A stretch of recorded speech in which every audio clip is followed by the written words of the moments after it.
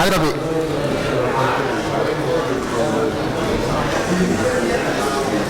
Tes. Hah? Senang.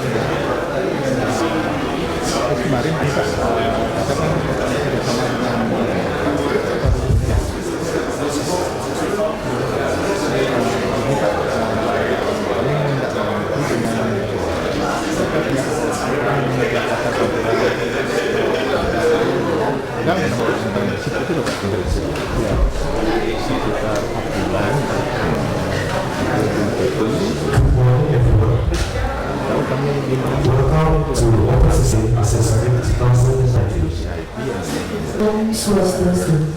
Assalamualaikum warahmatullahi wabarakatuh. Salam budaya dan salam sejahtera bagi kita semua. Selamat pagi dan selamat datang di acara openSUSE Asia Summit 2019. Honorable representative from openSUSE Indonesia, Mr. Elisa Daria. Yang terhormat, perwakilan dari openSUSE Indonesia, Bapak Edwin Sakaria. Honorable representative from openSUSE Board, Simon Rees. Yang terhormat, perwakilan dari openSUSE Board, Cimanggis. And an honorable representative from Faculty of Engineering Udayana University, First Dean First, Mr. Gatus Sudarsana, ST PhD.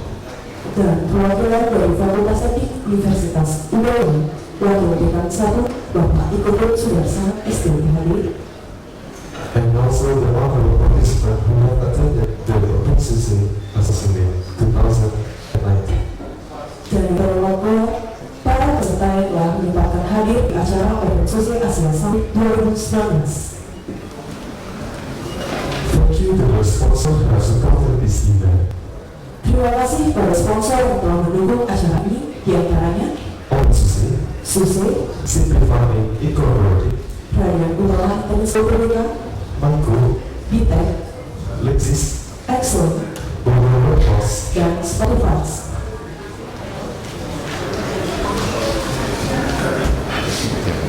For schedule, please take a look schedule inside your computer. Kalau mau judul acara silahkan dilihat di dalam kertas skedul yang terdapat di dalam buku. Stepping into the next session, please welcome today's performance presented by HMD and let us watch Sekarjaga Dance. Melangkah ke acara selanjutnya, kita sambut pergaulan tadi yang akan dipersembahkan oleh perwakilan himpunan mahasiswa teknologi informasi. Mari kita saksikan tari Sekarjaga.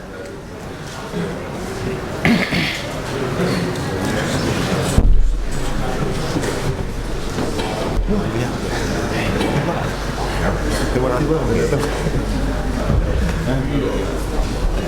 Saya di belakang.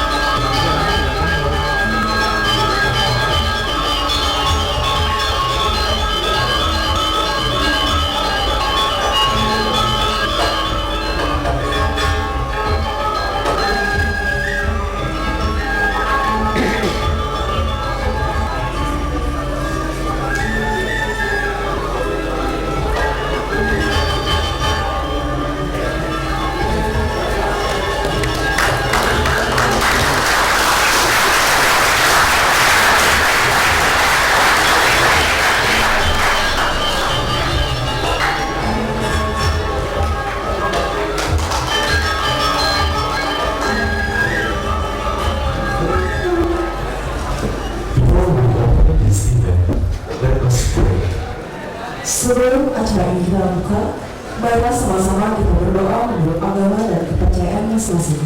Kepada para hadirin dimohon untuk berdiri. Attendance, please stand.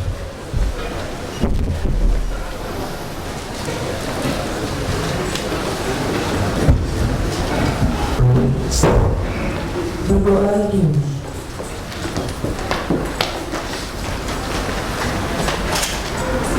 Finish. Berdoa selesai. The participants are requested to remain standing. Kepada para undangan dan para peserta, dimohon untuk tetap berdiri. The next program, singing the Indonesian national anthem, which will be led by Dia Pramyawanda. Beranjak ke acara selanjutnya yakni menyanyikan lagu Indonesia Raya yang akan dipandu oleh Day1. Kepada saudari dipersilakan.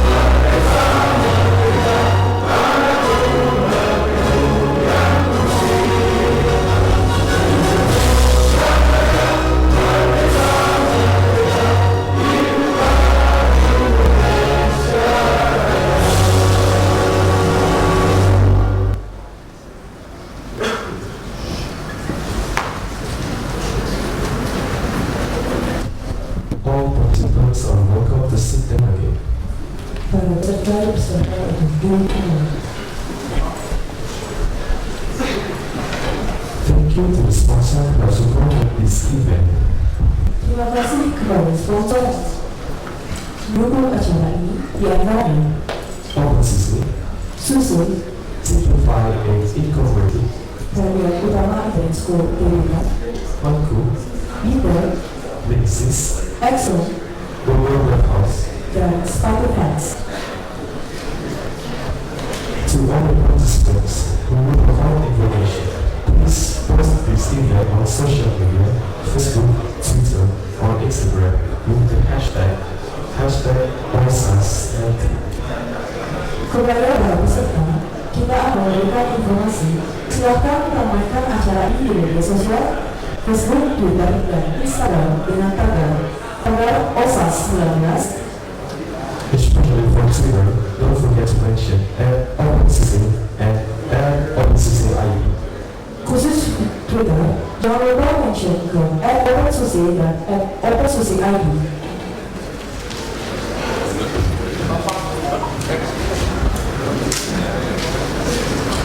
The next program, opening speech by first Ilmuts bersama SDPH, as well as inaugurating the event. Acara selanjutnya yakni sambutan oleh wakil dekan 1 yang akan disampaikan oleh Bapak Ketua Sulasana SD PKD, sekaligus meresmikan acara. Kepada beliau dipersilakan.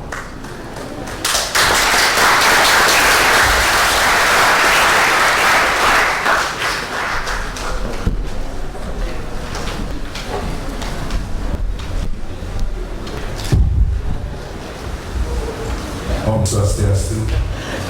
Assalamualaikum warahmatullahi wabarakatuh. Good morning, ladies and gentlemen.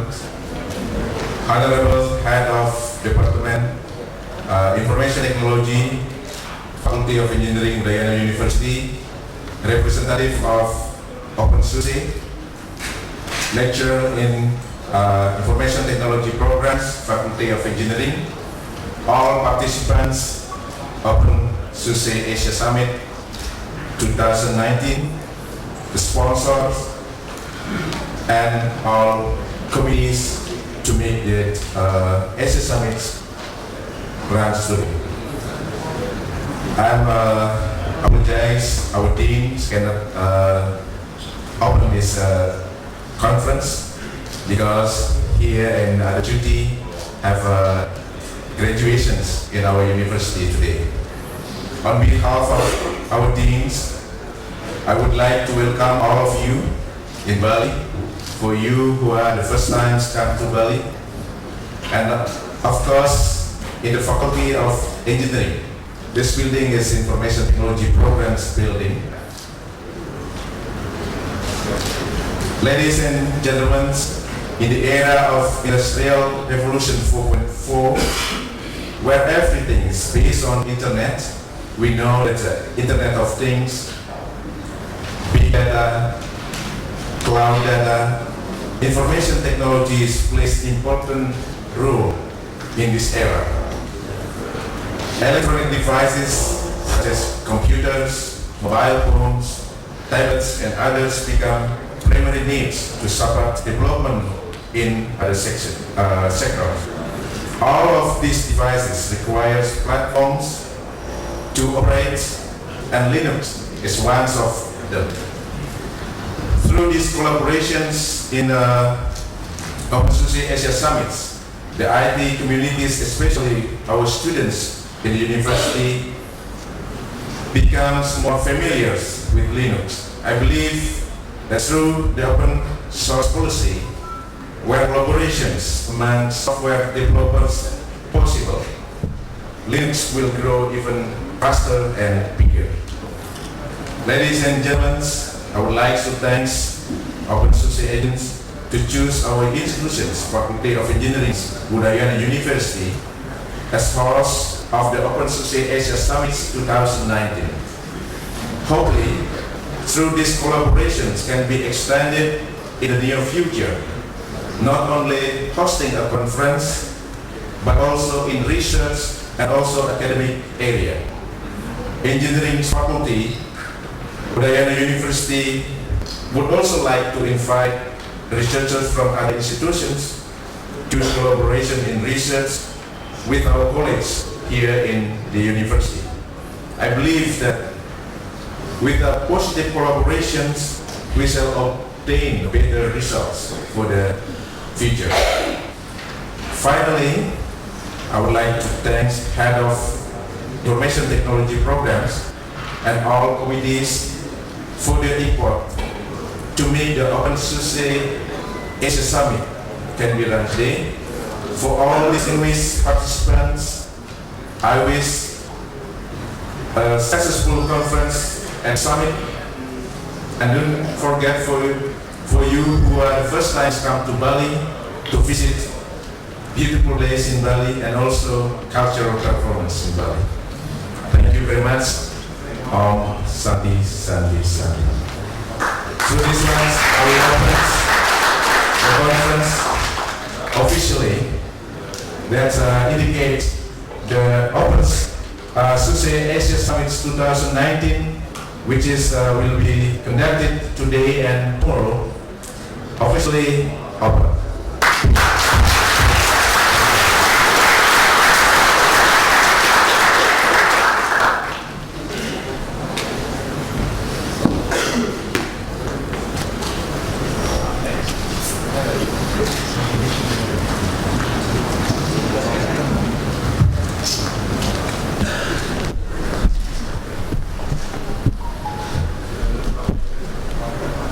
Into the next program, keynote speaker presented by openSUSE.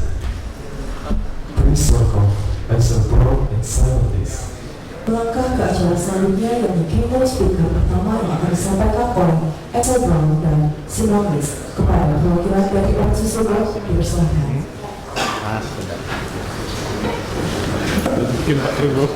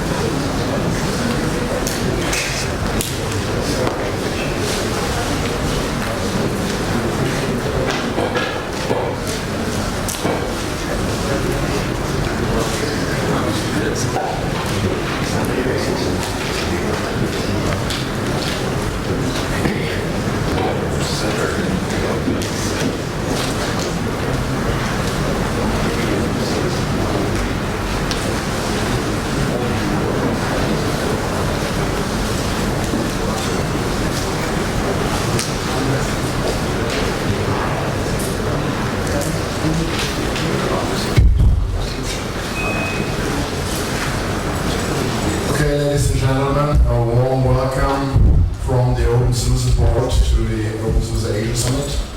A little bit surprised that we changed the schedule a little bit, but anyway, I would like to welcome with me my colleagues Annelies and Gerhard Pfeiffer. Those are also members from the openSUSE board. And in our keynote today, we would like to present you some figures, some facts around openSUSE and the community. So basically, what's going on in openSUSE community board? We are actually always changing and we're always having fun. So let's start with a few numbers. The question is, how many users do we really have? In fact, we really don't know exactly. I tried to put some figures together here. This is, it's unfortunately not really good to read. This is the amount of access to download.opensuse.org. So in case we do this via Zipper, which is the update tool for openSUSE, we're sending a unique ID with it, so it allows us to identify unique users. And as we can see, across the last year, we have an average of about 300,000 users, or better said, 300,000 installations who are contacting the openSUSE update server every month. So the metrics that we see here were generated from the Apache logs. The interesting part behind it is as well, what versions are running there. So what we can see here, the current release has about nearly 76,000 installations, partly followed by Tumbleweed, which is our rolling release with about 60,000. And then the previous stable release, League 15.0, with nearly 56,000. But quite interesting, still some older releases are performing a lot of updates. 13.2 was released in November 2014, so this is basically 5 years old, and it still has 10K installations on it. And the very interesting to my end is, down here you see 10.2 is still one system running somewhere. And this release was made in December 2006. So it seems to be quite stable, otherwise it wouldn't survive so long. And I mean, just saying, 2006. The smartphone as we're having it nowadays here was not really invented, right? At that time we thought that Mr. George Bush would be the worst US president ever. Okay. So what's going on in Boxzilla? I put together a couple of figures from 13.2 release to the leap releases to the actual release. So we always have an average between 2,000 to 2,500 tickets. The blue ones are the total tickets, and the green ones are the ones that are in status resolved. In fact, I found out not all are set to resolve, although they are marked as fixed. So we can assume that especially the larger, the older releases are already fixed in between. Here we still have some open tickets, but both are still in maintenance and both versions are still being updated. So, coming back to the question, who are we and how much? One indication about the size of the community may be the subscriptions to various mailing lists. So, and if we look at the lists, then the largest amount of subscribers as of the beginning of October is the factory mailing list with 1,174 subscribers. Slightly followed by the project list, which has at least 636 subscribers. I guess most of the project users are also subscribed to the factory, but not vice versa. From the language-specific ones, the Japanese list is one of the largest, with nearly 390 subscribers. But the German one is still a little bit larger, with about 600, which is no wonder because SUSE, as you probably know, was originated in Germany some 20, nearly 30 years ago. So out of these subscribers, we have 486 registered members. Registered members means these are members of the openSUSE community. They have an openSUSE.org email address and they are allowed to vote. And actually this number was a little bit, how should I say, fascinating to me. For another reason, when I read 486, I immediately have to think about interprocessors. Back in the 80s, the 86 processor from them was the starting point, really. I mean, it was a single tasker, more or less. Then the 286 came, and the 386, which was really the first processor that was allowed to do multi-threading and parallel processing. So, but then with the 486 processor, with an extended instruction set, the success story really started. And you know, Intel is still by far the largest processor manufacturer, and the 486 was really the milestone for them, and I hope the 486 registered members are a milestone for us as well. These members are allowed to vote, so they're allowed to think about a name change. We'll discuss this later, but they are also allowed to vote and elect a new board. And we had, beginning of the year, a new board election, and a couple of seats changed. You can see the members always here on the openSUSE.org mailing list. But to give you an idea about the current board, this is Gert-Jan from the Netherlands, Marina from Italy, Simon from Australia, Christian from Germany, Richard from the UK, and myself from Germany as well. So that was not the only change in the board during this year. Quite surprisingly, in August, Richard resigned from his chair after about 5 years in this position.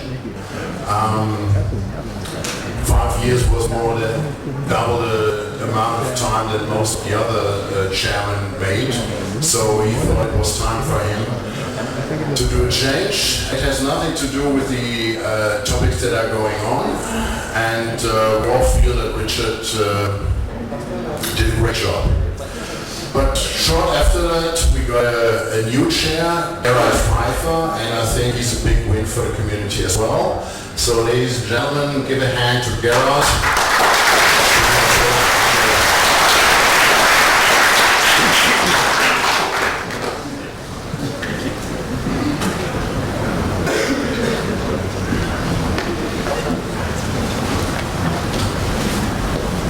One thing that is really important for me, and I consider very important for communities, open source and otherwise, is the topic of communications. And obviously you have many people here from Indonesia, but I realize there are many guests from other parts of Asia and other parts of the world actually. We have someone from the United States, a couple of us from Europe, Australia, Africa. So I think apart from Antarctica, we are pretty well covered. And so one thing I wanted to do is share some Indonesian that I've learned. And I've spent the last 4 or 5 weeks actually on Bali, in Ubud, doing training in yoga. And part of yoga is actually communications. If you share yoga, how you speak so that other people understand what you mean in terms of poses, for example. And one phrase I really like is this: raise the corners of your mouth. Can you all do this? Raise the corners of your mouth. It's something I've seen a lot in Ubud, but in Bali, in Indonesia in general, it's amazing how often people here smile. It's a little bit different in Europe sometimes, especially in winter, when people tend to look grumpy.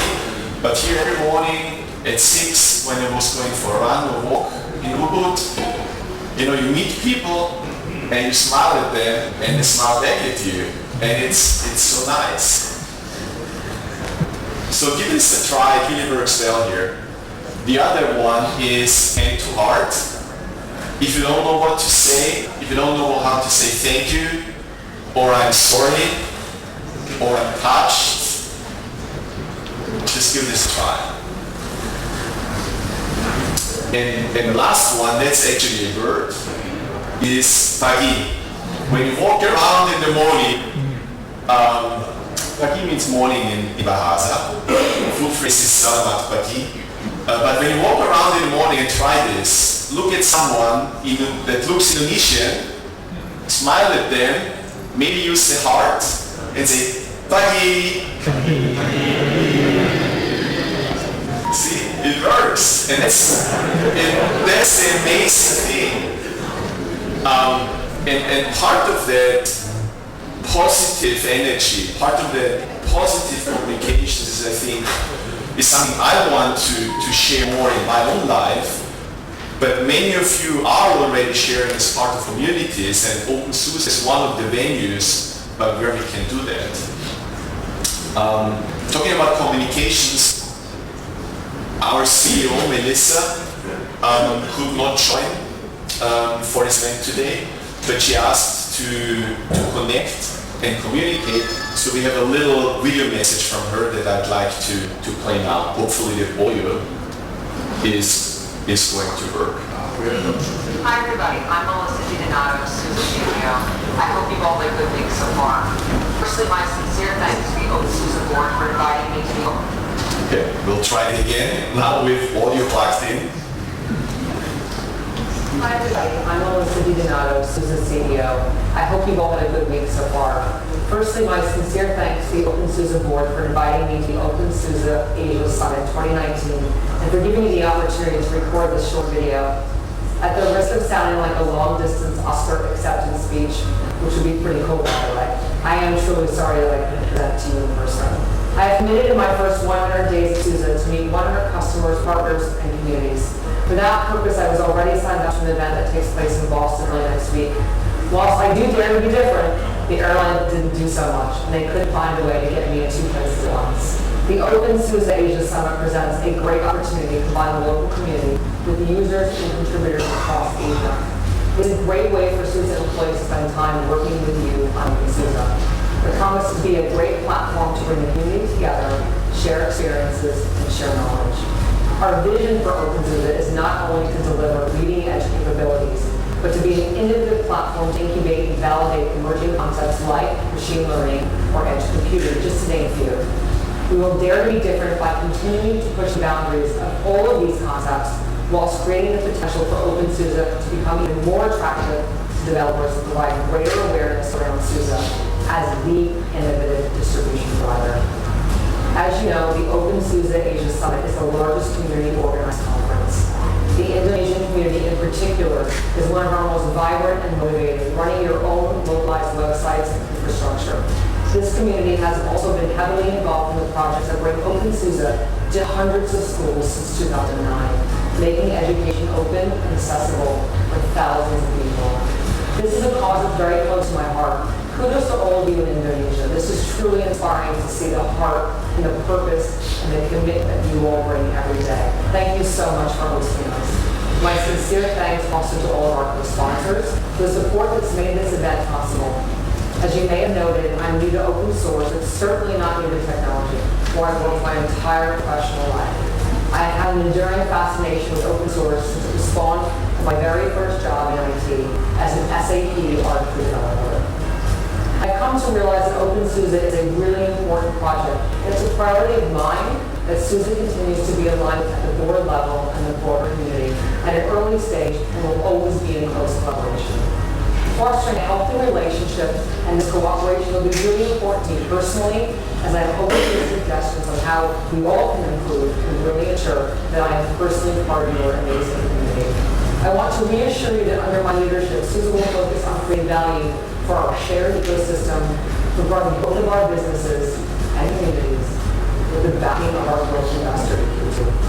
SUSE is at the leading edge of a historic shift as open source software is now a critical part of any thriving enterprise's core business strategy. This is an exciting time for SUSE, for our community, our partners, our customers, as well as the open source community at large. Please take a moment to reflect on that this week. Once again, with a great summit. I hope to have a chance to meet with many of you soon at the forthcoming event. It's definitely happening next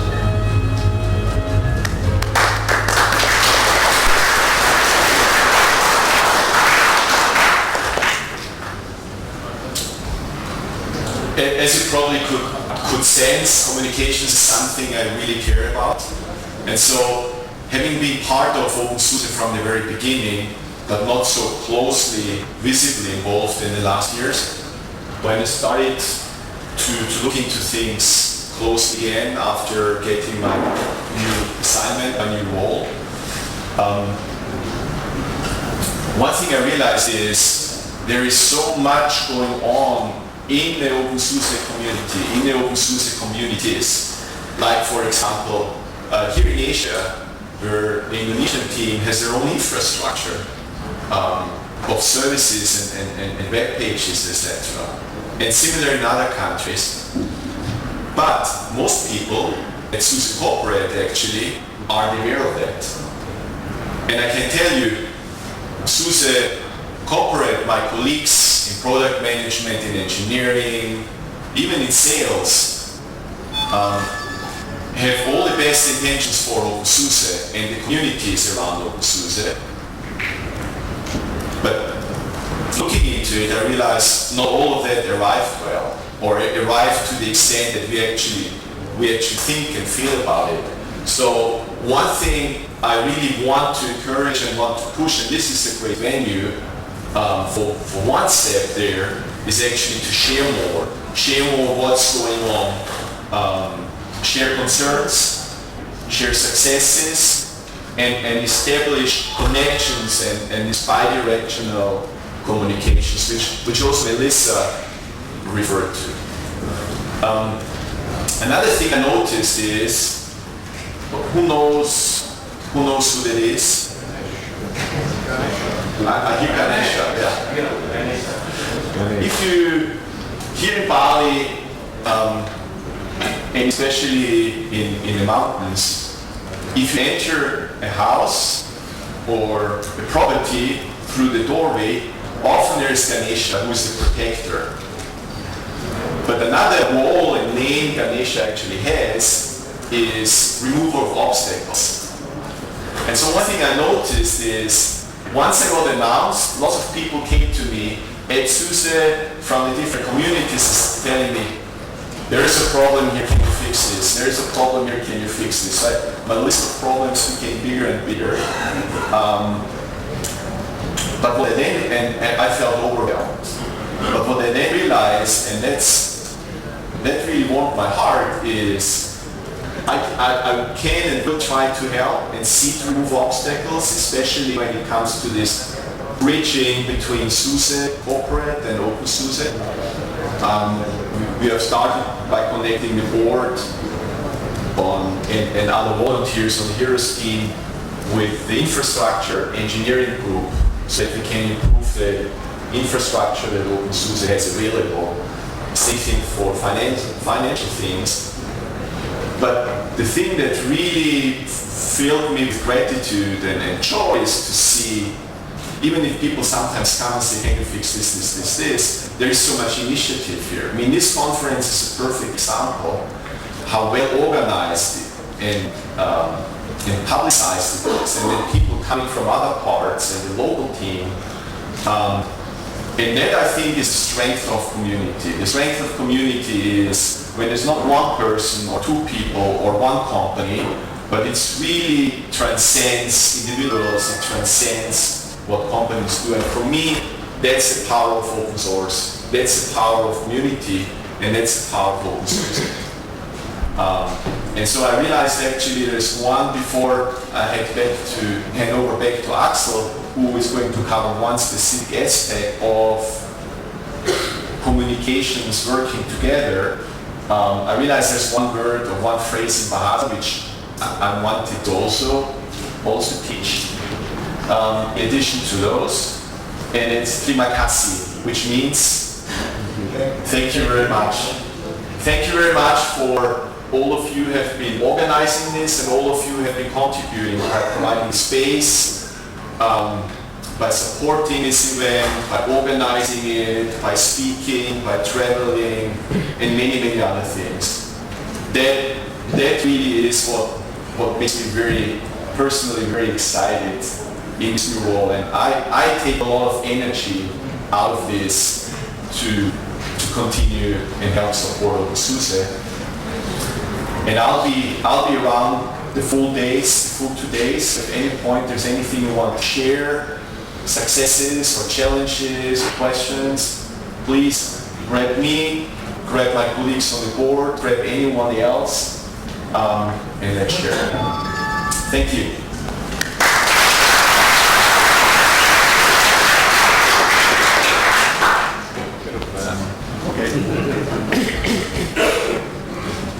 Alright, changes in place. So, one of the things as the board, or probably the main thing as the board that we've been looking at for the last year, is changes to our legal structures and processes and some of those core things. At the moment, we work very closely with SUSE, which is great. SUSE provides pretty much most of what we need, and that's been great. But at the same time, because of our close-knit structure with SUSE and openSUSE not existing really as an entity, there are some sticking points like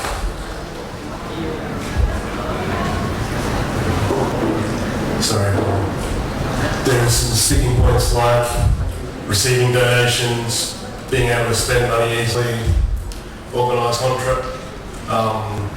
Conferences can sometimes be hard to get the sponsorship to flow through.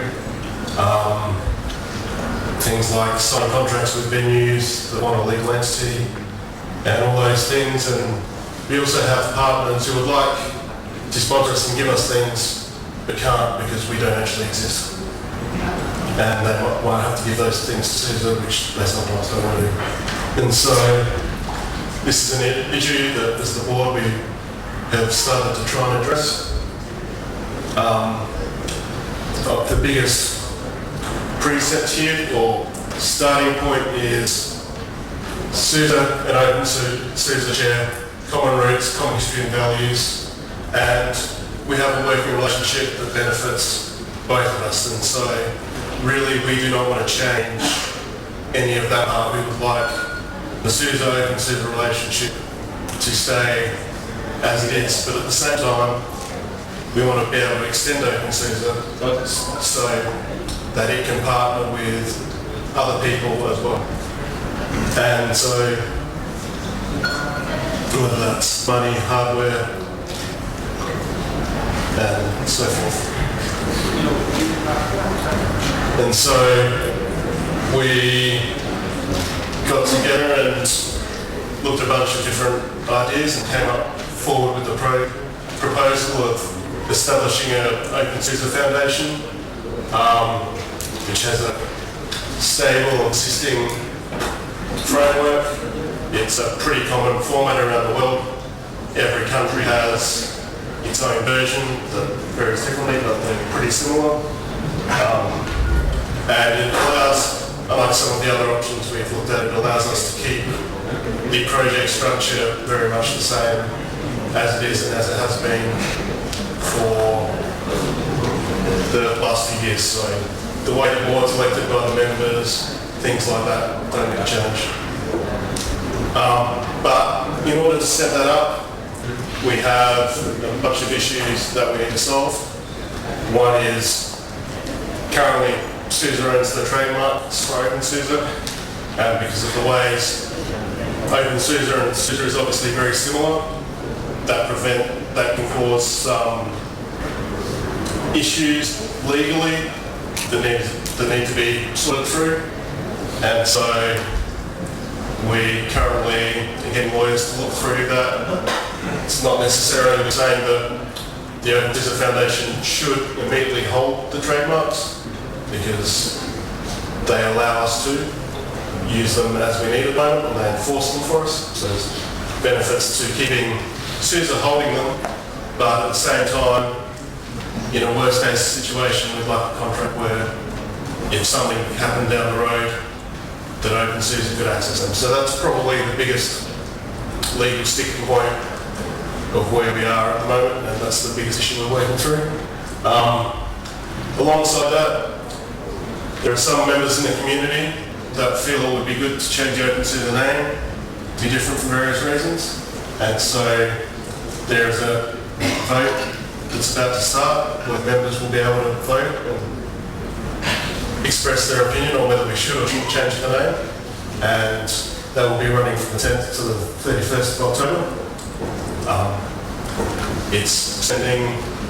It's mostly the board would like to get the feedback, because if it's very hard for us to secure the trademarks and the majority of the members want to change the name anyway, then it makes more sense to change the name. If everyone really wants to keep the name, then we're sending a strong signal to SUSE that this is an issue that really needs to be addressed and looked after. And then beyond that, there's a couple of smaller issues that we need to work through. One is running a foundation is a huge amount of work. It is more work than we can expect volunteers to do. So we need to work with SUSE to come to an arrangement to have an administrative staff in some form.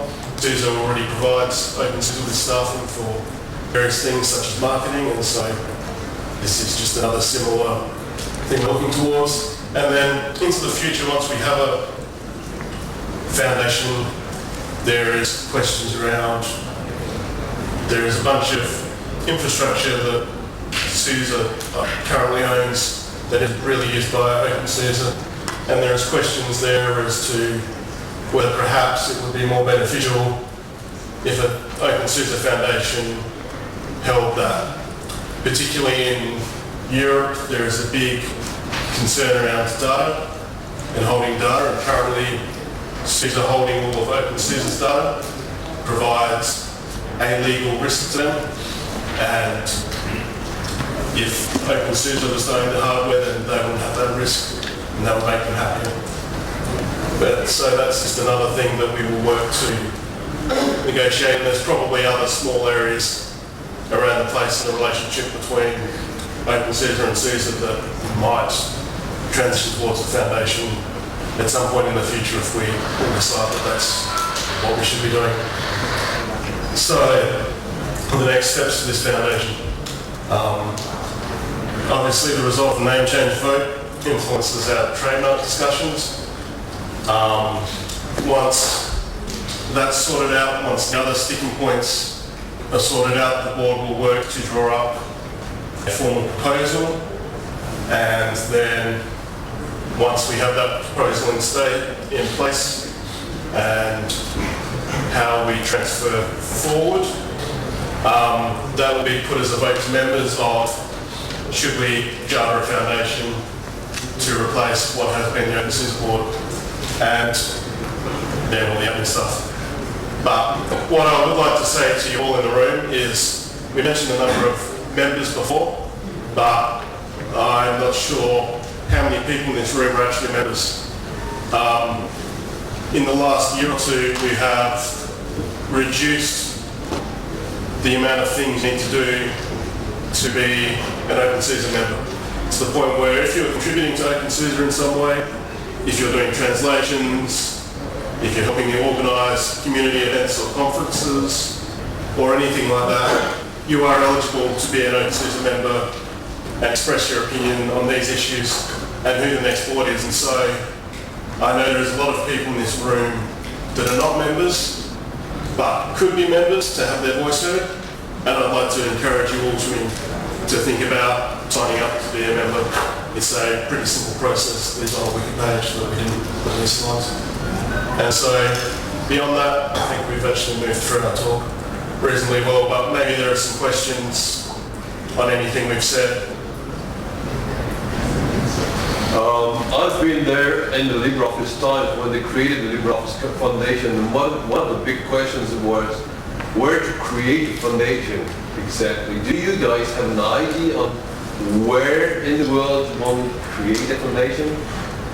So the question there was, in which country should we create our foundation?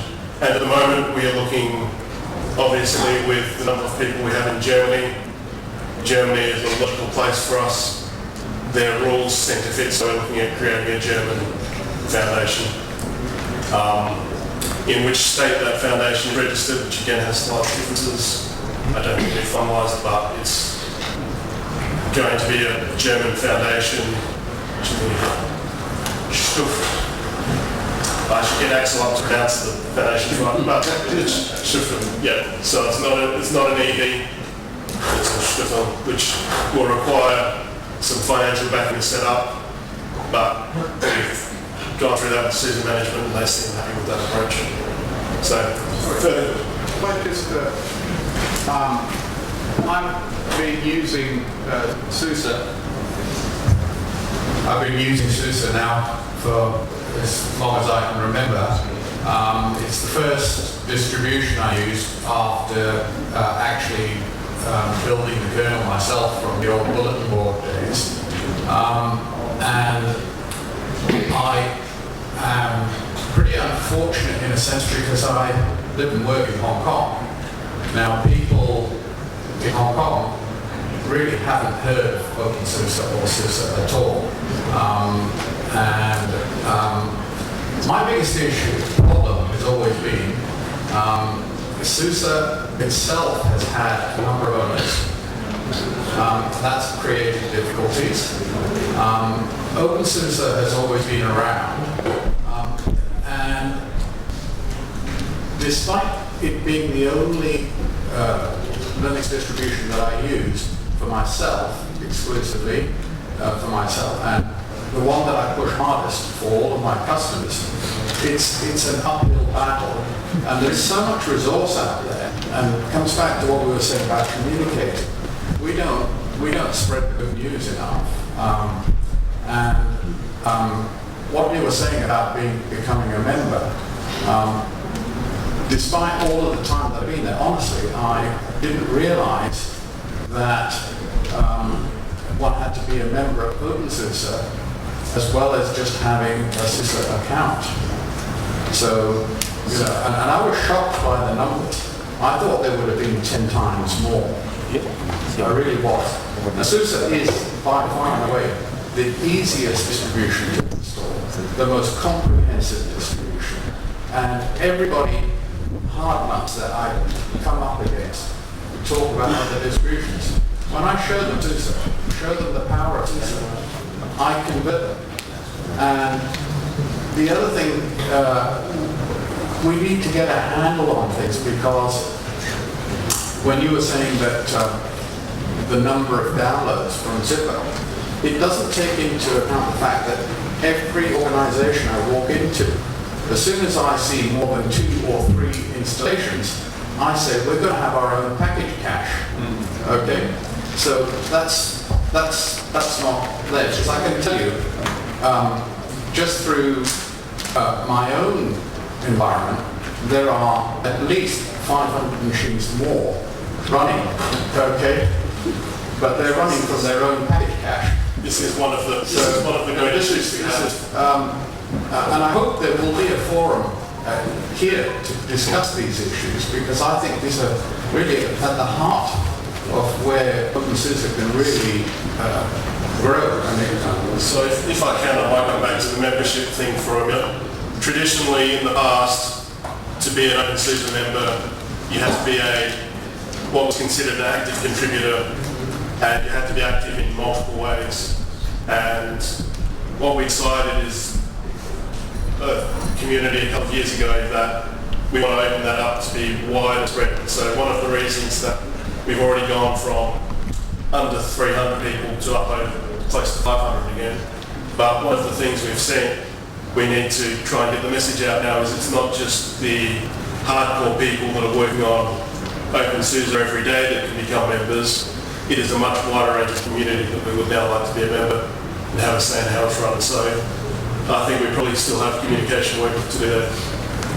Yeah, as you already mentioned, what you really need first of all is an openSUSE account, and with this account you can basically already do anything that you need to do. You can do your builds on open build service, you can file bugs on Bugzilla, something like that. But if you're saying, well, I'm really interested in developing this distribution and I want to commit myself to it, then you can also apply for a membership. And as Simon says, the barriers are quite low. And once you got this, then you're allowed to vote, for example, as well, and being elected, for example, as a board member as well. Regarding the numbers, you're of course right. As I said, it's only counting the downloads that are coming from zippers. So if you're manually going to download.opensuse.org, or if you're having a package cache or something like that, it is of course not registered. So the expectation is that the amount of machines or the amount of installations is significantly higher, but as usually in the free software area, we don't really know how much they are because they don't have to phone home and they don't pay any money to use it. Right? At the same time, we're concerned with privacy, and we think it would be strong objections if we put in a mechanism for every system called just to gather statistics. So we've kind of, in the past, chosen this halfway where we will try and get what we can from people accessing our servers, knowing full well that there's many more that we can't get. We don't want to take that extra step of forcing people who don't want to access our servers to do so. Now, I think we might have time for one more question, if there is one. Otherwise, come and approach any of us. See us at a coffee later or something. We'll be happy to discuss. Thank you very much. And thank you.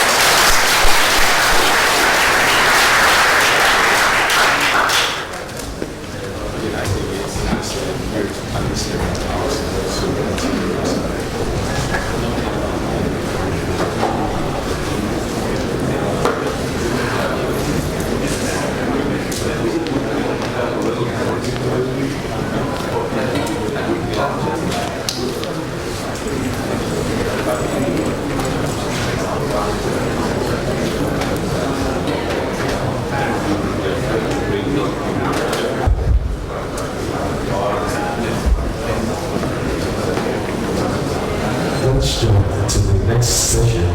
The next session is keynote speaker presented by Simplify a Incorporated. Please welcome Attila Peter. Attila Peter, menyatakan bahwa register agraria kepada program Day1 di Kobe dipersahkan.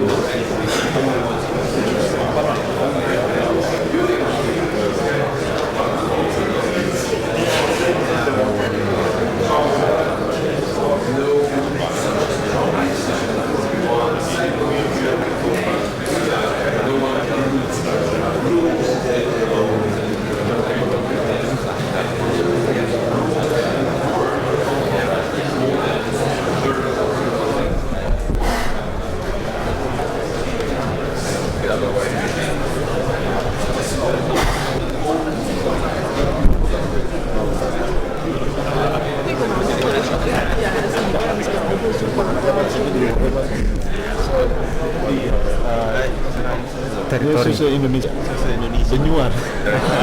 Otherwise, welcome to the club. Okay.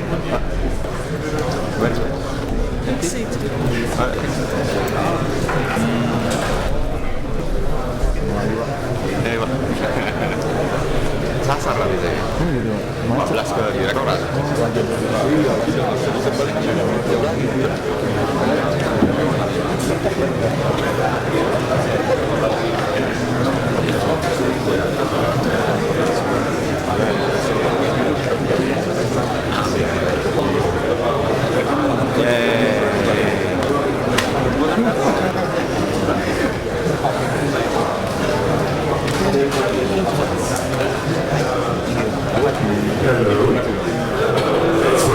Yeah, great.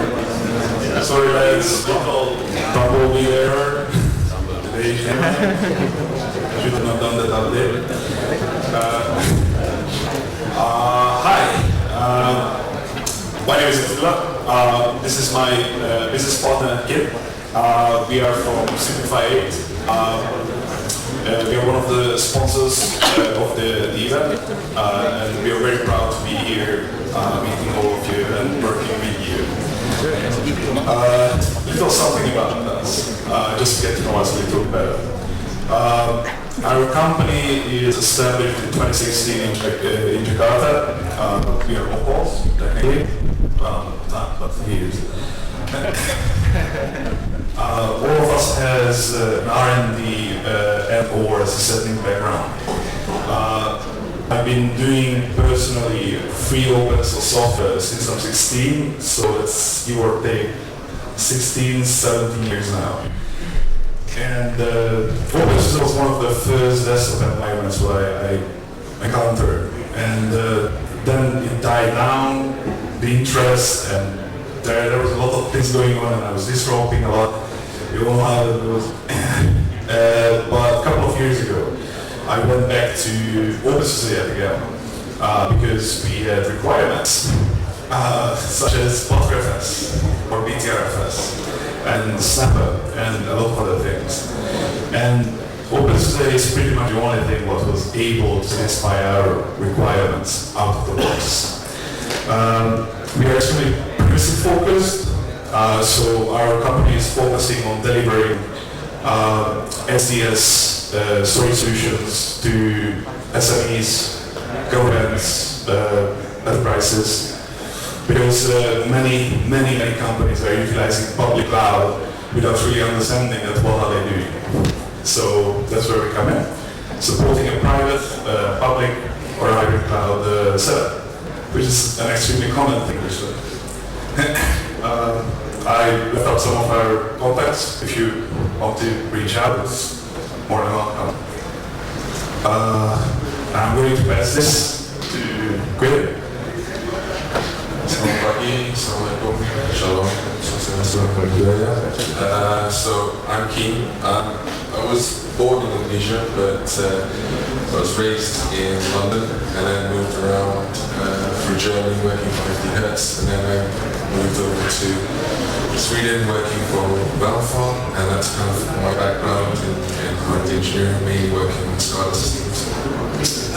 Came back with Good Buddy incident in 2016, and so moved back here with vision of trying to do a startup after many failed attempts at trying to develop a business. So our mission, especially in ASEAN, is to deliver affordable and reliable storage, provide high-end service, not just a high-end product, but service. Because one of the things that is lacking within ASEAN and maybe throughout Asia is the lack of aftercare service. We experience that ourselves.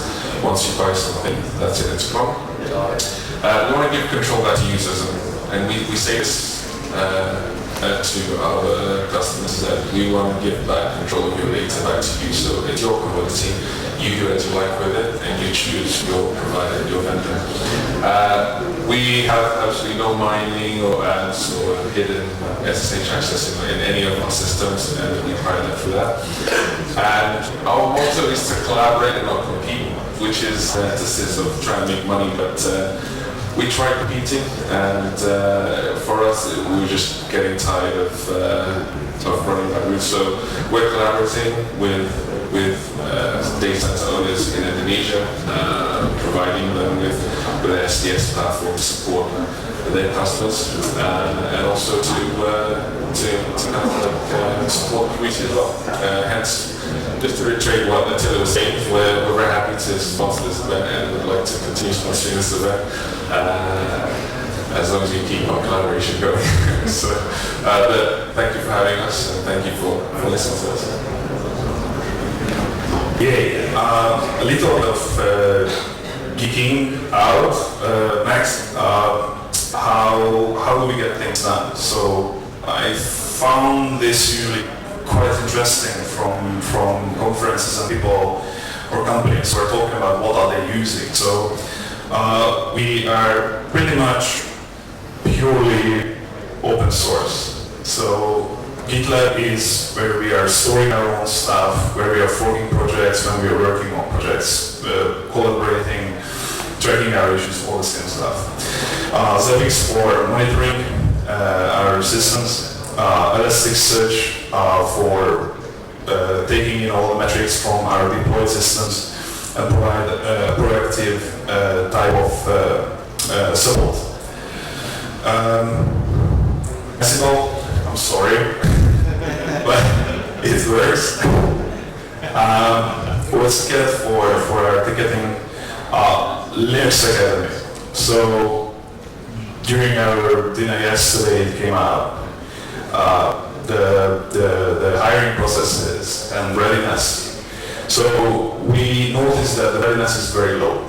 So what we started to do, instead of looking for perfect candidates, we just screen them. So Linux Academy.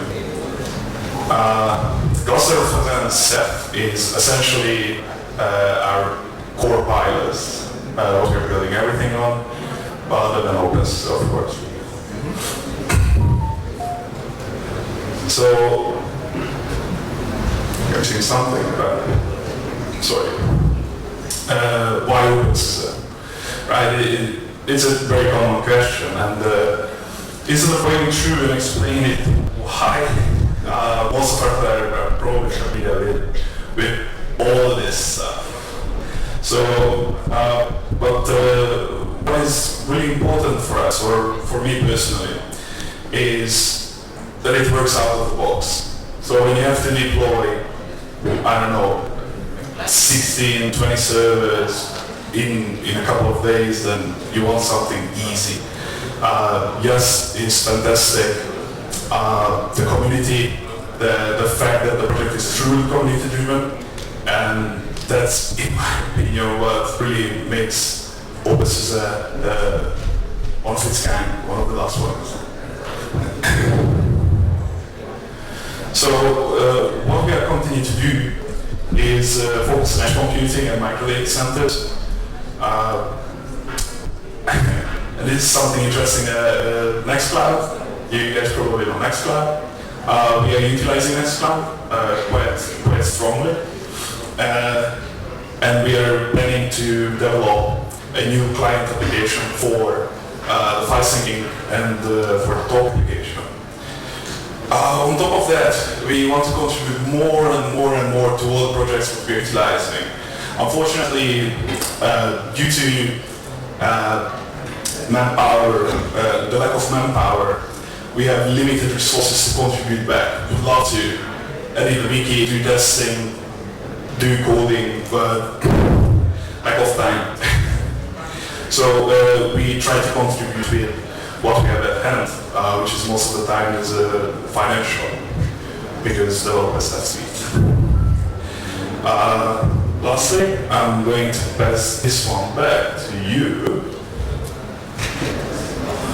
Alright guys, in the spirit of giving away and helping, so what we're doing is a little giveaway. So the first prize is a Keychron Key 1 104 key RGB mechanical keyboard. The second prize is an MSI gaming headset.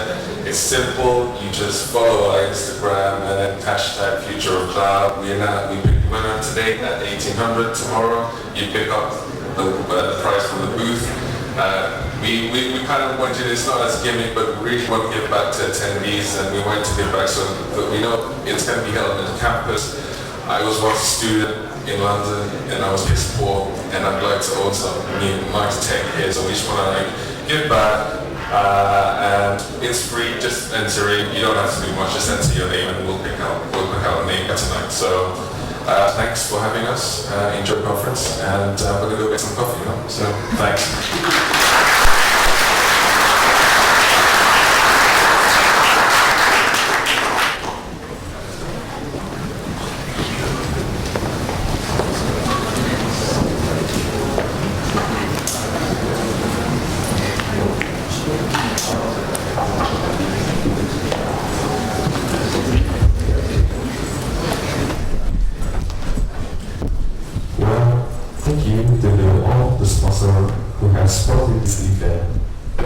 Terima kasih kepada sponsor yang mendukung acara ini, di antaranya SUSE, Simplify A Incorporated, Radian Utama Internet School Gbk, Bitcoin, Listis, Excel, Global Workforce, dan Sepatu Fans.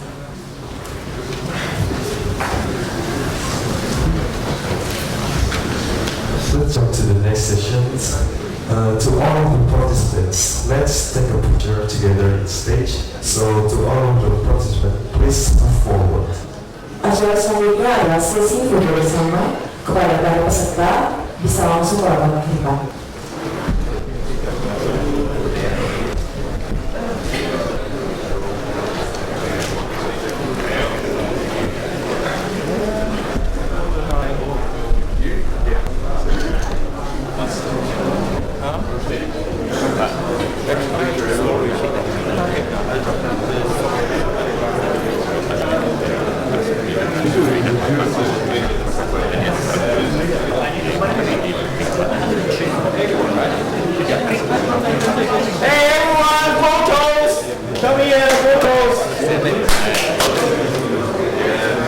Diharapkan kepada seluruh peserta untuk langsung melakukan pengambilan mengadakan sesi foto bersama.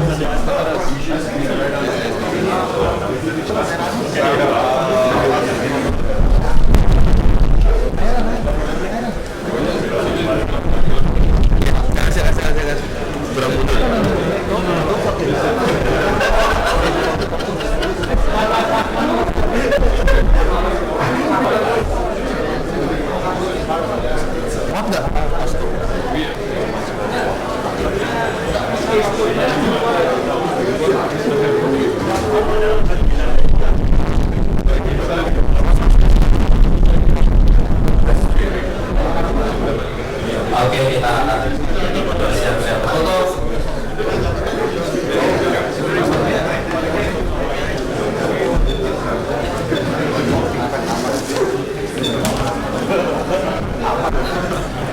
Kelihatan belum?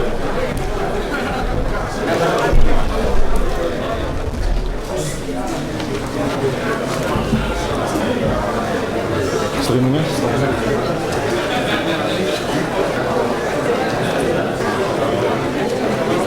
Mas, gimana kelihatan kursinya? Nama kursinya kelihatan nggak? Ayo, yang mau foto, yang nggak apa-apa.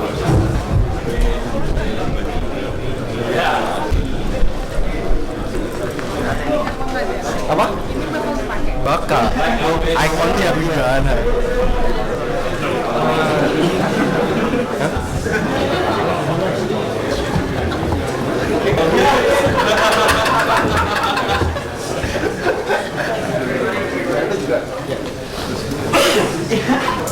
Ini bisa lesan, Satu,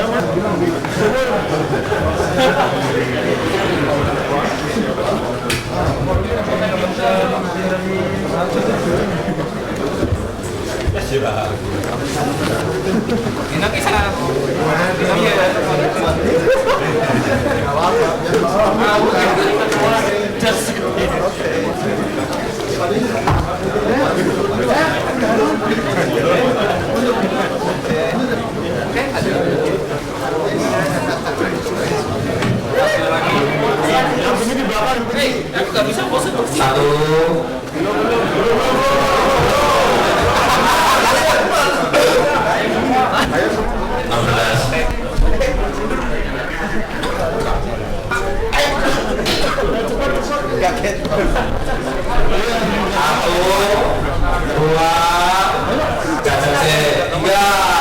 mana? Ya nggak tahu yang mana ini. 1, 2, 3. Terus lagi. Gaya bebas. 1, 2, 3.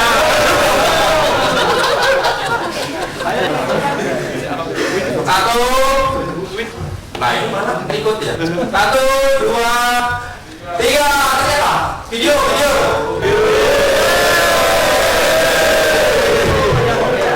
Udah. Fotografer cukup. Teriak lagi. Ceritanya apa nih? Video dong ya. openSUSE terus? Indonesia. openSUSE atau gitu ya? 1, 2, 3.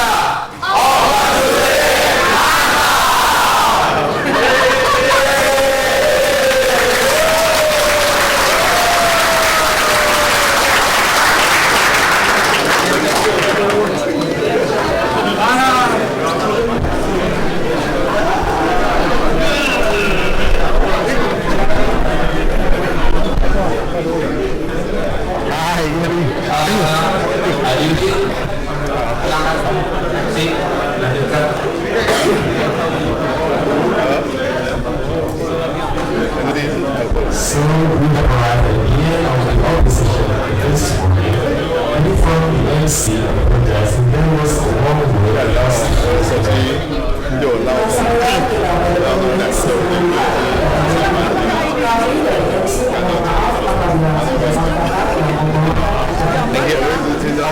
Thank you. Good job.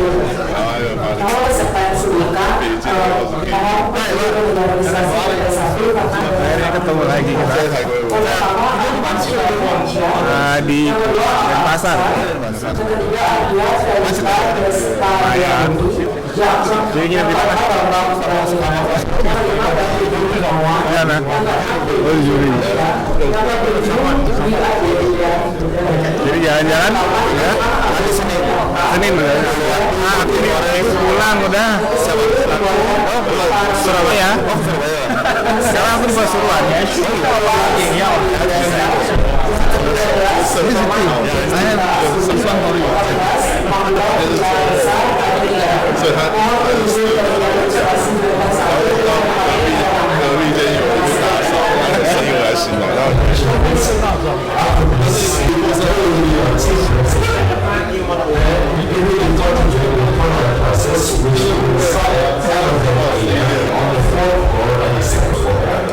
Setelah ini akan ada sesi wudhu, kemudian akan dilanjutkan dengan kelas paralel yang akan dimulai pada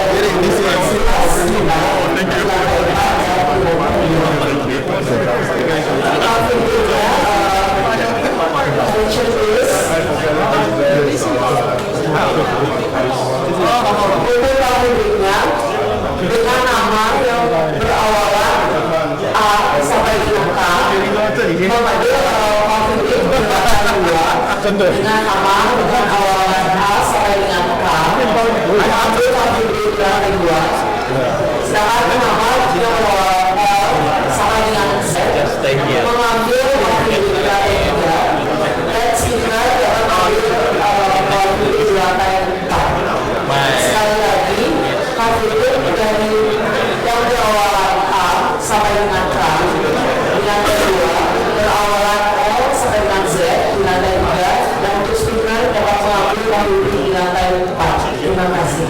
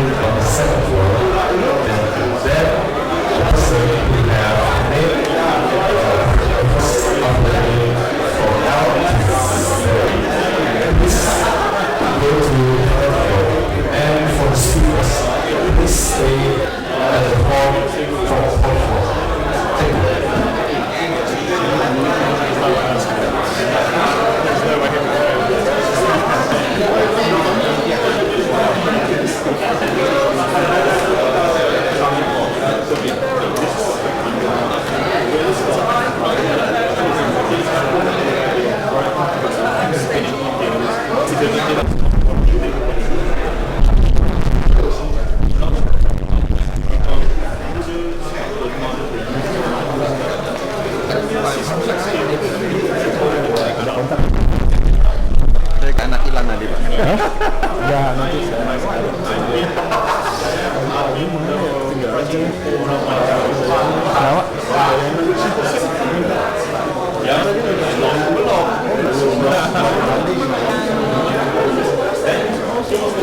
Kan juga surat apa-apa, sayang.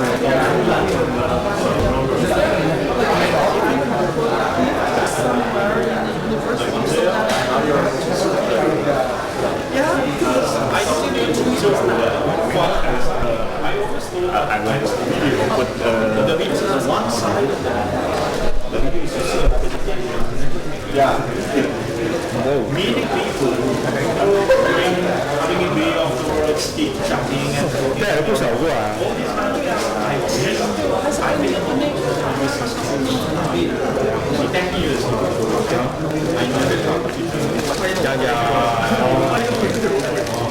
Sesuai logis? One for the winner and three for the lucky team. in Greece, once he was judged, he didn't present him well.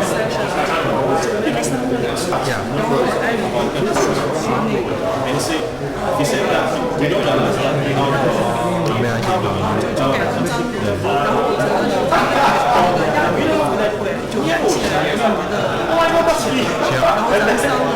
that's why I mentioned my name. I'm not there. Part of it, people recognize. It's nice. So it will encourage me to more than just going to run workshops and workshops, seminars, worst case. This is really my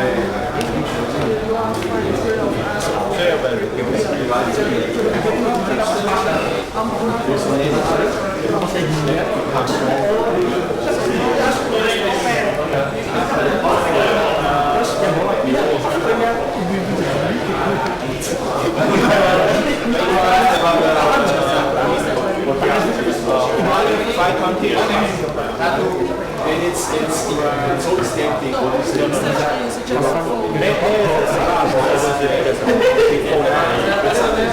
We check it as yeah. You made sure to all the He was on vacation. So stress you. It's everything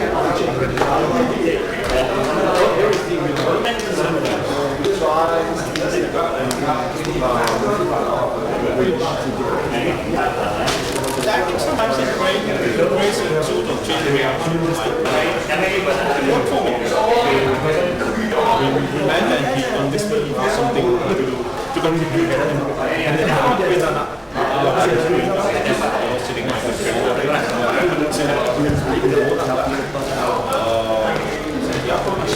Now the idea is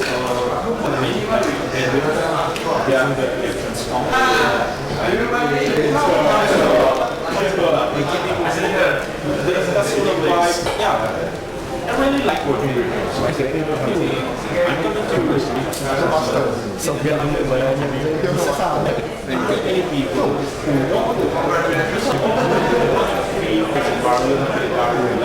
Bisa ini nggak? Tadi Pak siapa nih yang dosen-dosen dulu, mungkin saya mau ketemu soal ke dia. Teman-teman dosen-dosen pasti di mana ya?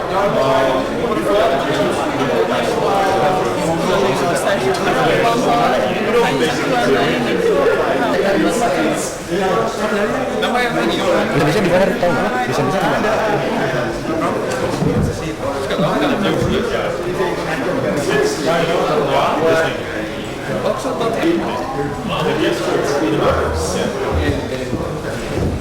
I don't know how they made it.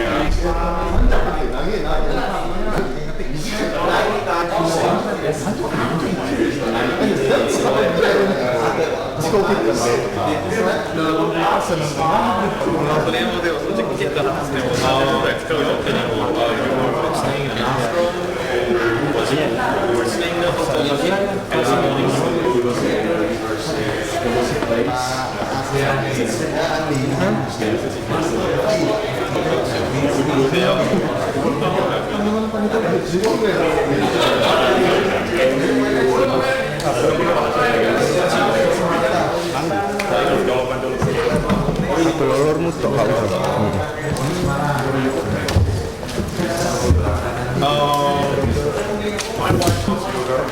ini kasih aja she does classes in yoga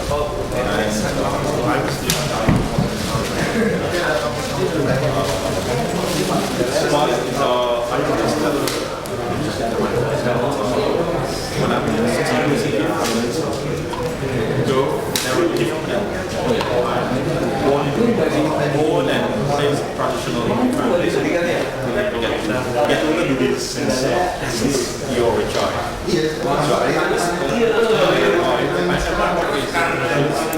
Both in the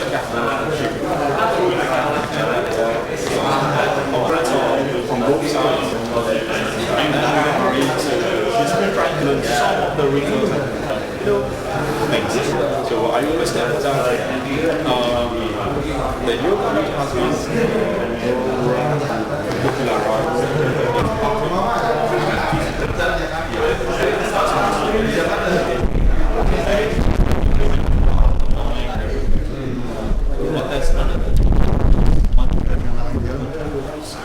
pronunciation of words and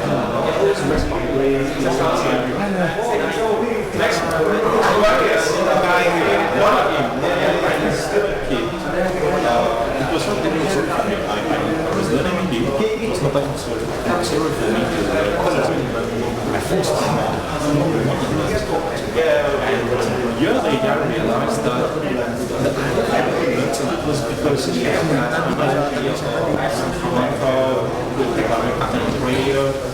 those words made me feel calm and something. I said, I need to be able to master those words in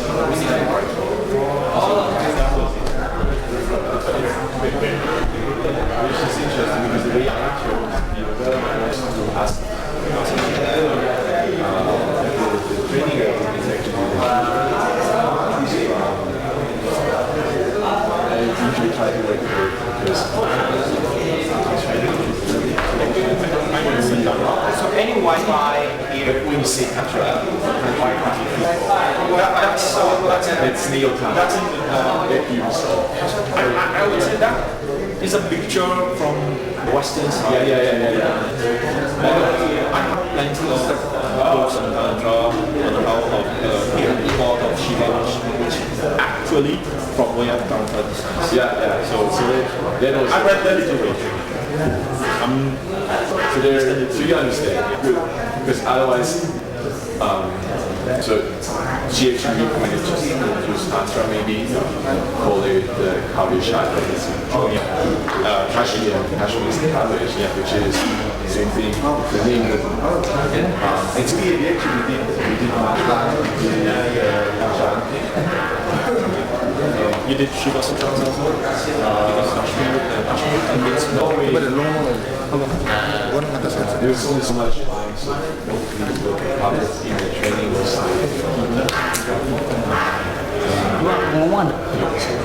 Yoga Sutras, ada. Those are. And I look forward to training the postures. That's fine, but only yoga is more than cool leggings and crazy movements. So she didn't focus on like how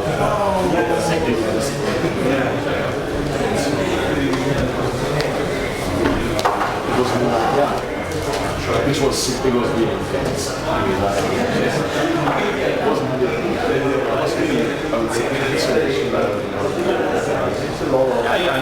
I can relate to that. Yoga Sutras like Patanjali, once you stop reading them and understanding them, that I think so many, I don't know, hundreds of years old, 500 years old. How come those gurus have been to be able to write these kind of things? Like I said, I'm not a big fan of Bhakti, but I'm really using crowds. Instead of the name. If you look at the Ashtanga, the 8 links, asana is one out of 8. And actually it doesn't mean, when we say asana, then we think about food, but for Patanjali means just sit. Comfortable seat.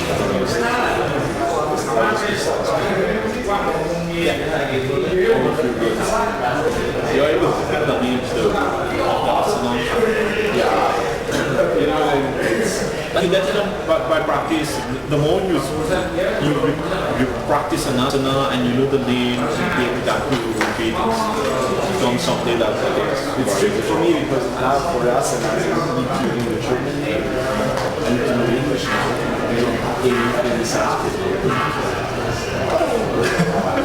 But if you learn the Sanskrit letters, like the sound of those letters becomes much easier. The books I have, Yoga Sutras I have is actually also Sounds great. Yes, I've seen some people, they learn Sanskrit, but it's just like you learn English, you're able to read Shakespeare, but you cannot play. There's a way to pronounce those. You know, it's my entirety 1 megabyte. The same happens, there's something called the Vedic meter. So, let's say there's a phrase.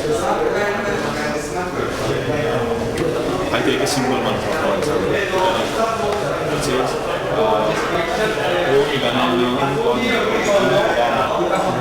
simple. If you the same with a Vedic meter, it sounds like you're singing, but actually you're not singing. You just put the meter on that and it becomes, just putting the meter on that makes it sound like, oh wow, it's changes that. I used to learn these kind of things on my own time, not having a guru or somebody who would teach. Mauritius you can't find very good to teach you maybe in India. We have a lot of pandits in Mauritius, traditional pandits to do rituals not masters or specific things. What's interesting is here is actually Bali has a very strong so it's if you read apparently there's a lot of history. It's rooted. We did a ceremony where the princess she was pick up Sanskrit. That she was it was really interesting because she was an old, really old woman, but she was so joyful. But she was very serious. She was very tense and serious, but at the same time she had this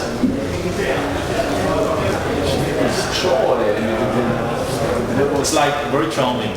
And you want to stay in the presence of why she's talking and saying something. And she didn't speak a lot. It's just weird because she was serious and relaxed about the ceremony. Which is, I think, this is the sometimes very. For me, yoga is very meaningful. And for me, actually, I like hatha. Because I can actually express it. It allows me to feel and actually make experiences that aren't about physical. One thing to do is heart opening. It is said that hatha yoga changes your life in a positive way. not just the body, I mean like the heart. Hah? Sambil ada kayak di sini. The change is the body mind, which is the, for me. But I mean the problem is this is an infinite journey. It's like you keep learning and experience. But you do practice without that journey. I've done it for like in the gym. Once every month or so. And 3 years ago I had a serious medical issue. Was out of my birth.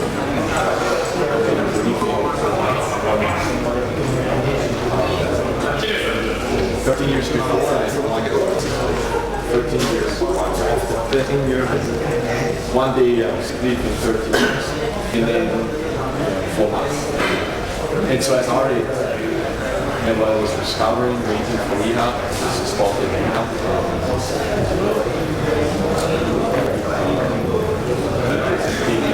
In a family yoga studio, first one is I checked the doctors first, and so I felt very relaxed. During the week, because thankfully it was and so I took a couple of days until I tried to get in another studio, and that became a little bit. So, but it started from aspects, and then this whole spirituality, and some people started.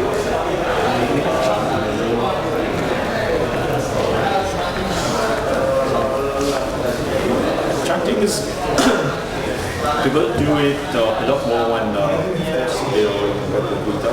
So chanting comes as part of that. You know, do mantra chanting, mantra. It's just so we did lots of meditation also during the training. It's the most simple mantra is like this breathe, this soul, or Namaste. And then take one. After like a couple of minutes, you don't need to stay silent. You need to be silent.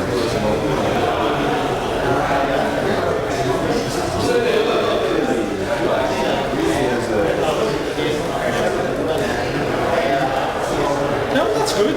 Anything? The business field of Bali, the business world is a little, let's see how that works. Integrate and make part of it. Do you want some coffee? Yeah, let's go. I'm a systems architect for a media company in Mauritius. It's a media company. The division that takes care of all the web applications, development servers, R&D. It's a small the company employs around 100 people. Other bigger companies. So my vision is not to small people. And then I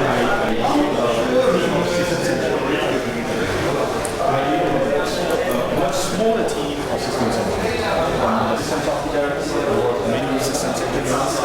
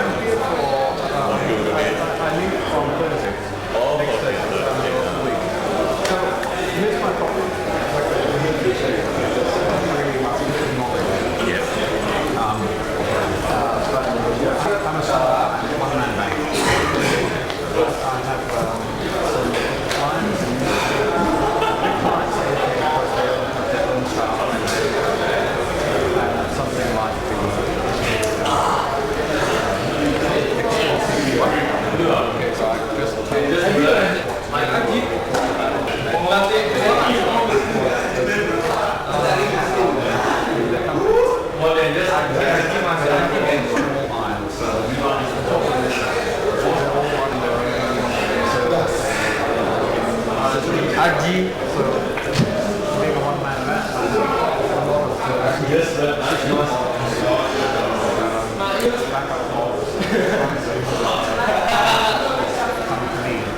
So what I would do 你今天上午演讲吗？今天来的。对啊。然后下午1点到3点是吗？对啊，我过去了。我们要把大家放在一起，这样才会有一些数据相同。就是东西太多了，我们搞得那么感觉。觉得要快一点。对，我在想要删一下。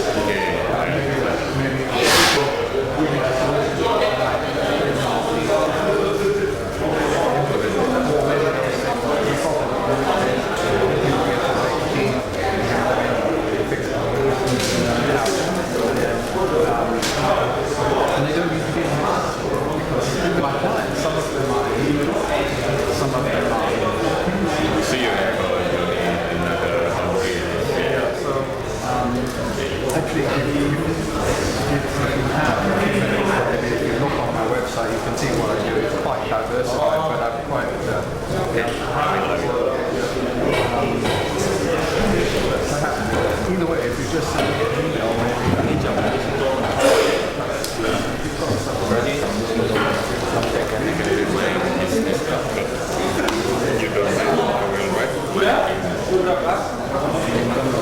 Ready, Max?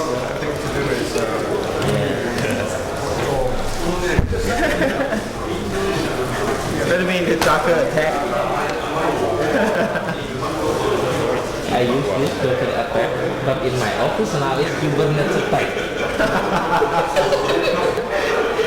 Just because of two crazy DevOps engineers. Me and my partner. Now we use Kubernetes.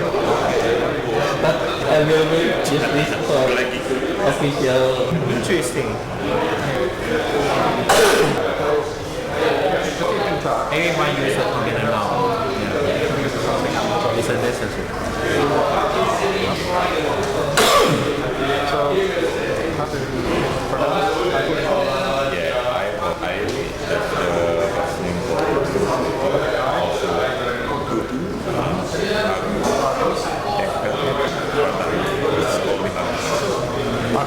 Because if you want me to do that, many people need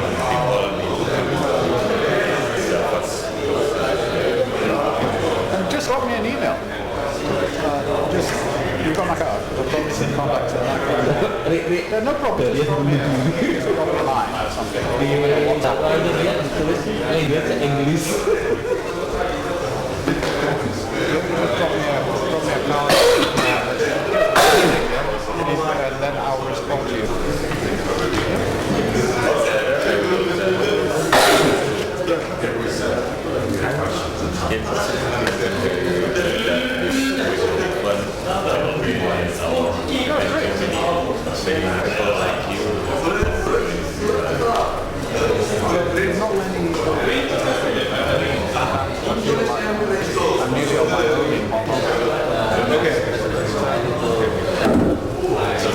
Of course, I talk about it every time somebody and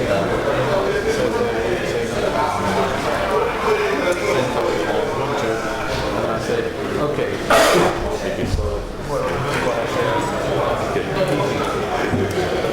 We're going to make this.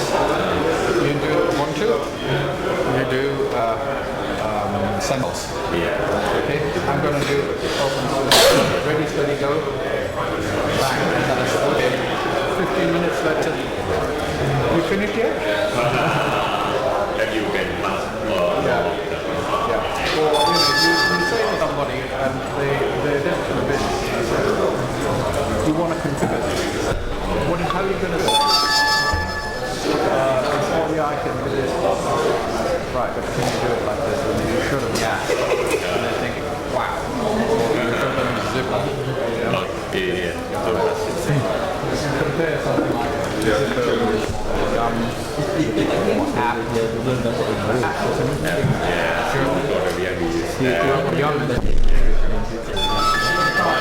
Tapi ngobrol sama Sabia sama yang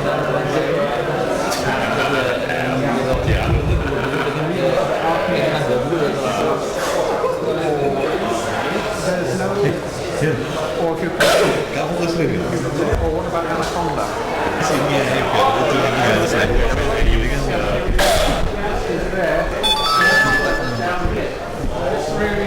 so different. Kecuali punya jalan-jalan. Nah itu yang saya. Itu kan mesti di sini kan.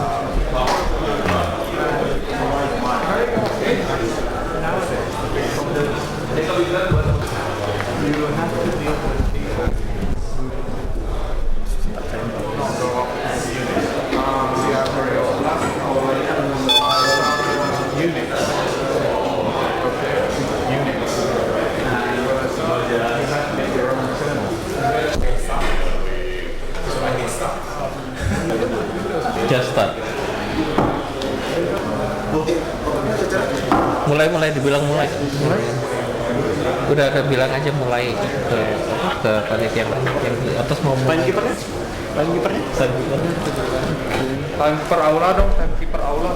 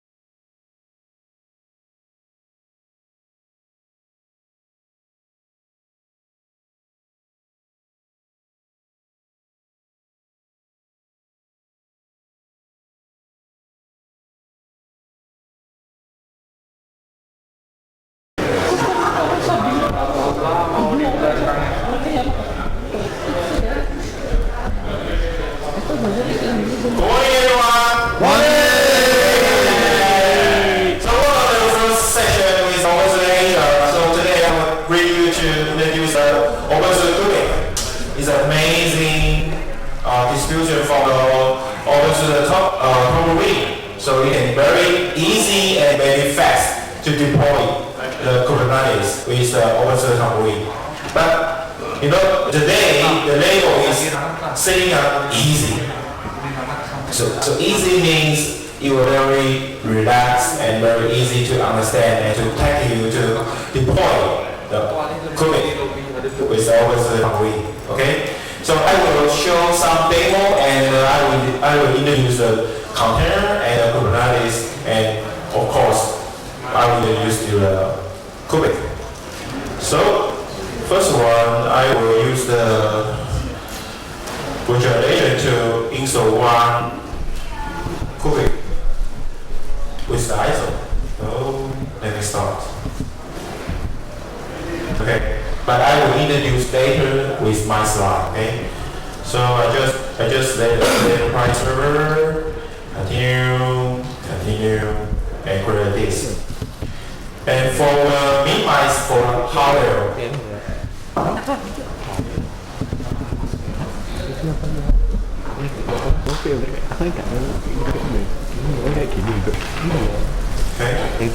If you want to install the Kubernetes, you need 2 CPUs and at least 2 GB for the memory. Okay. And for the hard disk, the minimize, we need 40 GB. Okay.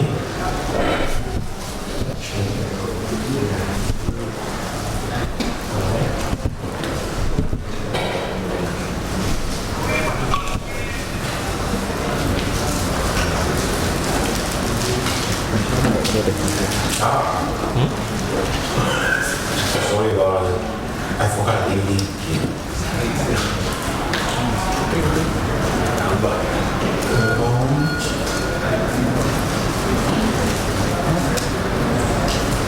Jadi bantu kita kan mau minta speaker kan.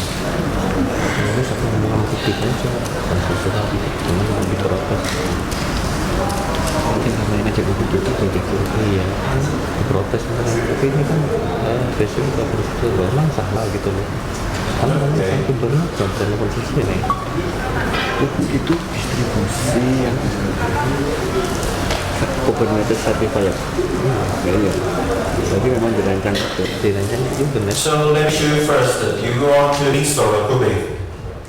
The installation is very easy, and I already showed in the slide. So all you want to do is choose the installation.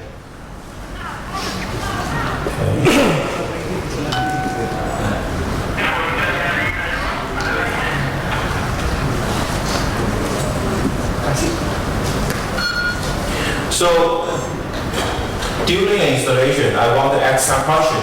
Why? So do anyone hear about the Docker or container? Please raise your hand. Yeah. Thank you.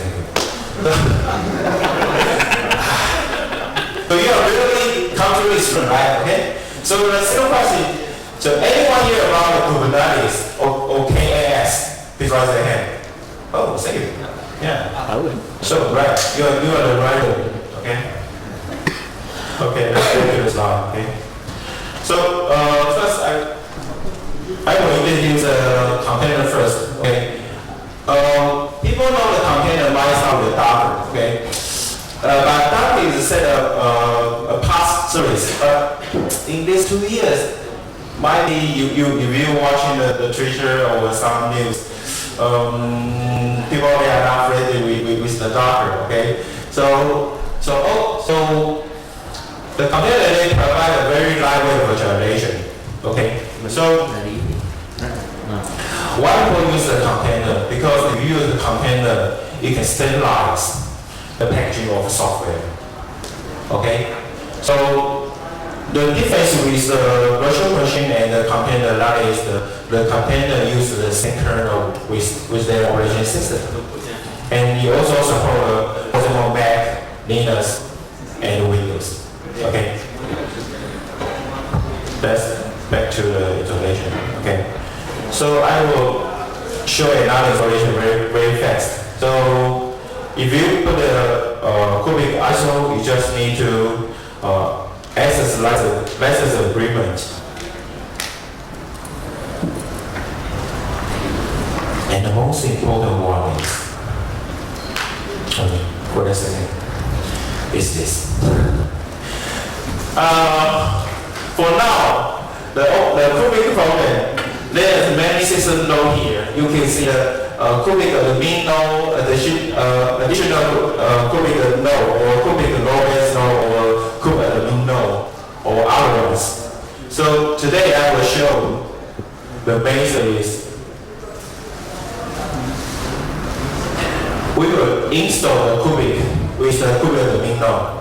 So only thing you want to notice is you will select the right system node. So just select the Kubik admin node.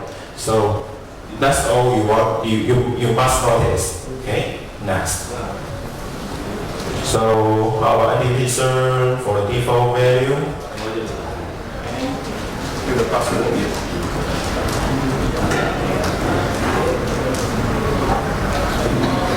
Next. Do we really choose anything? No, by default installation and install. So that's it. If you want to install a host node with the macOS or with the Kubernetes, just choose the node and all by the default. Okay, let's back to the introduce of the container. So what's the difference with the container and the virtual machine? People always say, people know about the virtual machine, but they don't really know containers. So the difference with the virtual machine and container is, for me, that is the speed and size. For example, if you want to do something with another unit or with another company, you want to do the same and with the environment. So how will you do? In the nature or now? In the nature, maybe you will copy the physical machine to your unit, right? Now, if you have a virtual machine, you say, hey, could you give me the virtual machine? For example, could you give me the file with the virtual box or VMware, right? So, 2015, I'm in Chicago, so they are discussing about the file transformation. So if you want to copy the environment to the other ones, if you copy the virtual machine, the virtual machine always starts with 10 of gigabyte. So they are discussing about if you have a set of virtual machine, maybe 30 gigabyte, 10 gigabyte. So how many times you must copy of them? If your internet connection is very weak, right?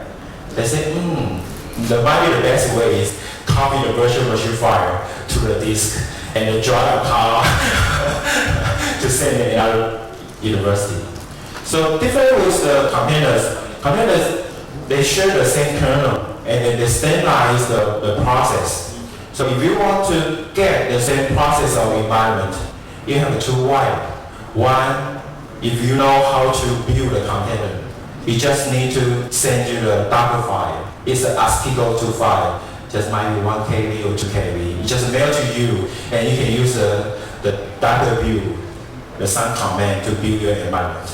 If your internet access is very good, you just need one command. You just need to do the Docker pull or Pacman pull to the image, so you can own the image. So one to our community, which explain what is the difference with the container and virtual machine. So one is the speed. If you initialize a virtual machine, for example Windows, you might need 3 minutes or 4 minutes to start it, right? And you will use, for example, 500 gig or 500 megabyte or 1 gigabyte. But for the containers, you just use the resource you are current to use. For example, 20 megabyte or less. Okay. So let's talk about the container features. So one is very lightweight, because it just uses less compute and RAM, and one is I just mentioned is very fast.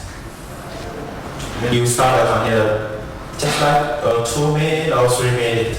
But the most important is you can deploy and scale more easily. If everyone have the internet access, they can pull the Docker image from the internet very fast. If you see someone's Docker file, you will know what they are actually do with the container. Okay? So let's go to the container basic. So what is the container image? So container image is a read-only template. So you can copy the container image and to run with the container. So the container is a runnable instance. So you can run your application and anything else in the container. But where is the container image? So if from the container registry. So you might hear to what is the Docker, how is the public registry. But if in your university, your unit, you want to make it private because you are developing something, you don't want to share. Okay, you can try the Docker registry, or SUSE already support a program. It's called the POTUS. Anyone here about the POTUS? Please use it. So, anyone know the Docker registry and POTUS, the difference of the Docker registry and POTUS? You know? POTUS is front end for Docker registry. Yes. But for the function, the person they can manage. They can. How to use the POTUS for your team and for your access control. Yeah. Yeah. Okay. But this is not the topic of today. Tomorrow. Yeah, tomorrow. Okay. Hah? Wajar lah. 1 liter timur daripada kakak. Okay. Jadi kamu coba ada 1 itu 1 enggak daripada kakak. Jadi kira-kira begitu.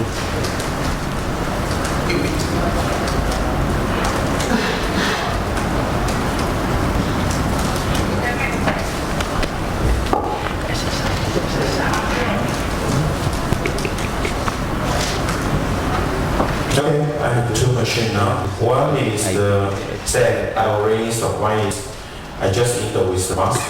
Okay, cool. So let's talk about container application. So container application is like a client-server application. So for example, for the Docker, the client will call the Docker host, and they will add some image. So they will pull from the regions. And you can call it with the REST API or command to call it. So I think the benefit with if you have a container, you can run your application very fast, very stabilized. So how about if you want to provide some service of that? For example, you want to provide some web service like searches. You want to provide some function if you want to do some simulation. So what will you worry about for the next? You know, people just discuss about the difference with container and the virtual machine. Okay, so if you run your service, I think everybody like to know. I will run my microservice in a container, right? So what if your container is failed? So your service will down, right? So now we need to the container orchestration. So what is the features of the container orchestration? So with a container and without container, what's the difference? So if you just want a virtual machine, let's think about it. For what? If you have a DNS, if you have a next resolution service, okay, I ask a question. So anyone here, if you build a DNS server, you will build a DNS server alone, just raise your hand. Okay, thank you.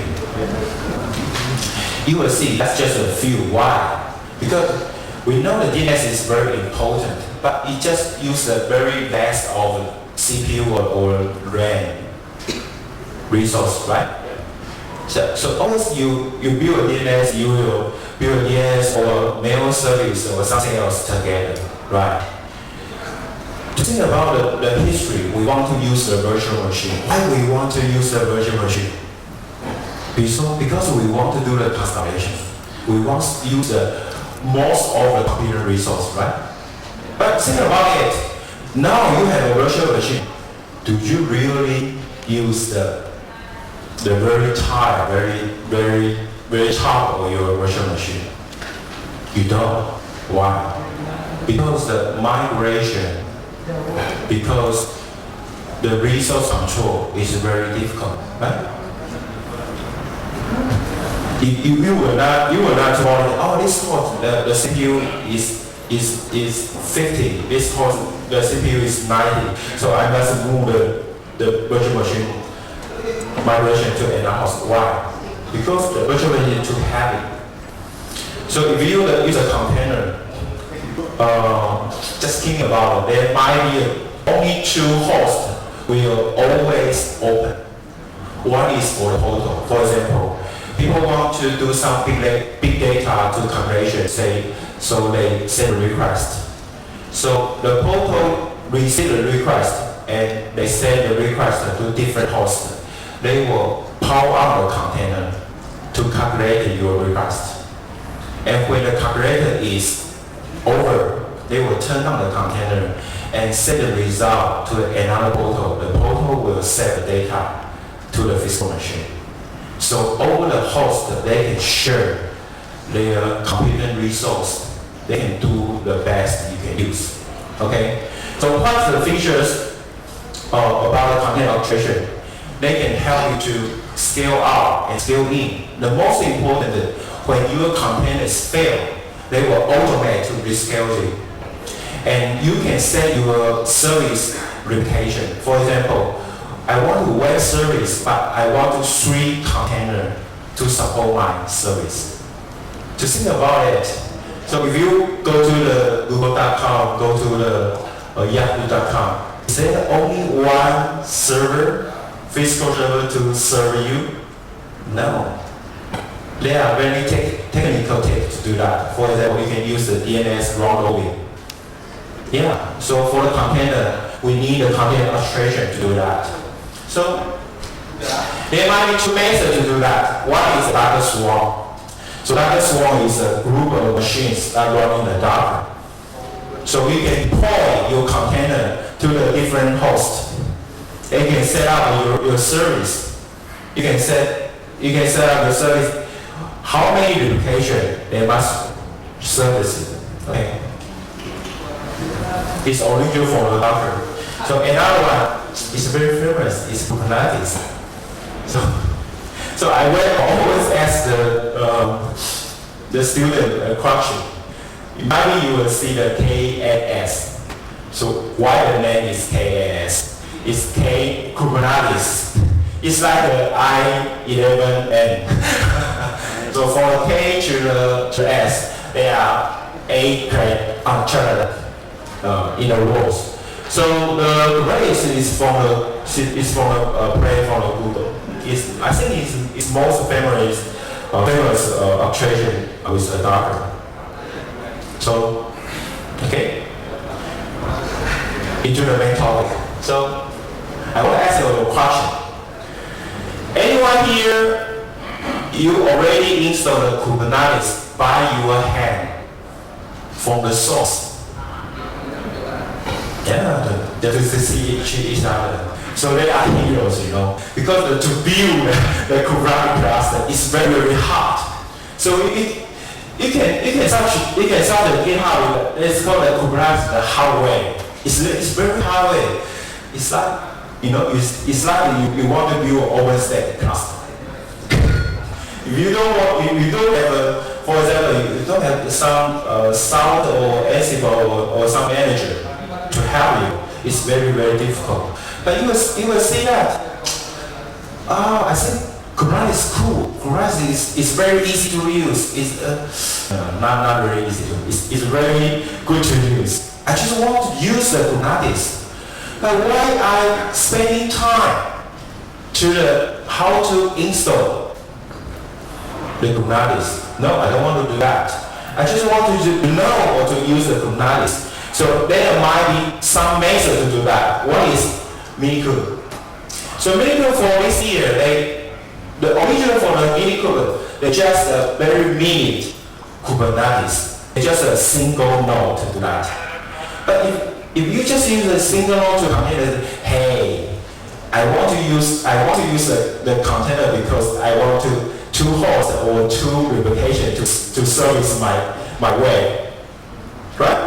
So they changed this year. So now with the Minikube, they can have the 2 node model with the Kubernetes. But if you see the project with the Minikube, you must be very familiar with a hypervisor setup. So you come to Linux and you come to openSUSE.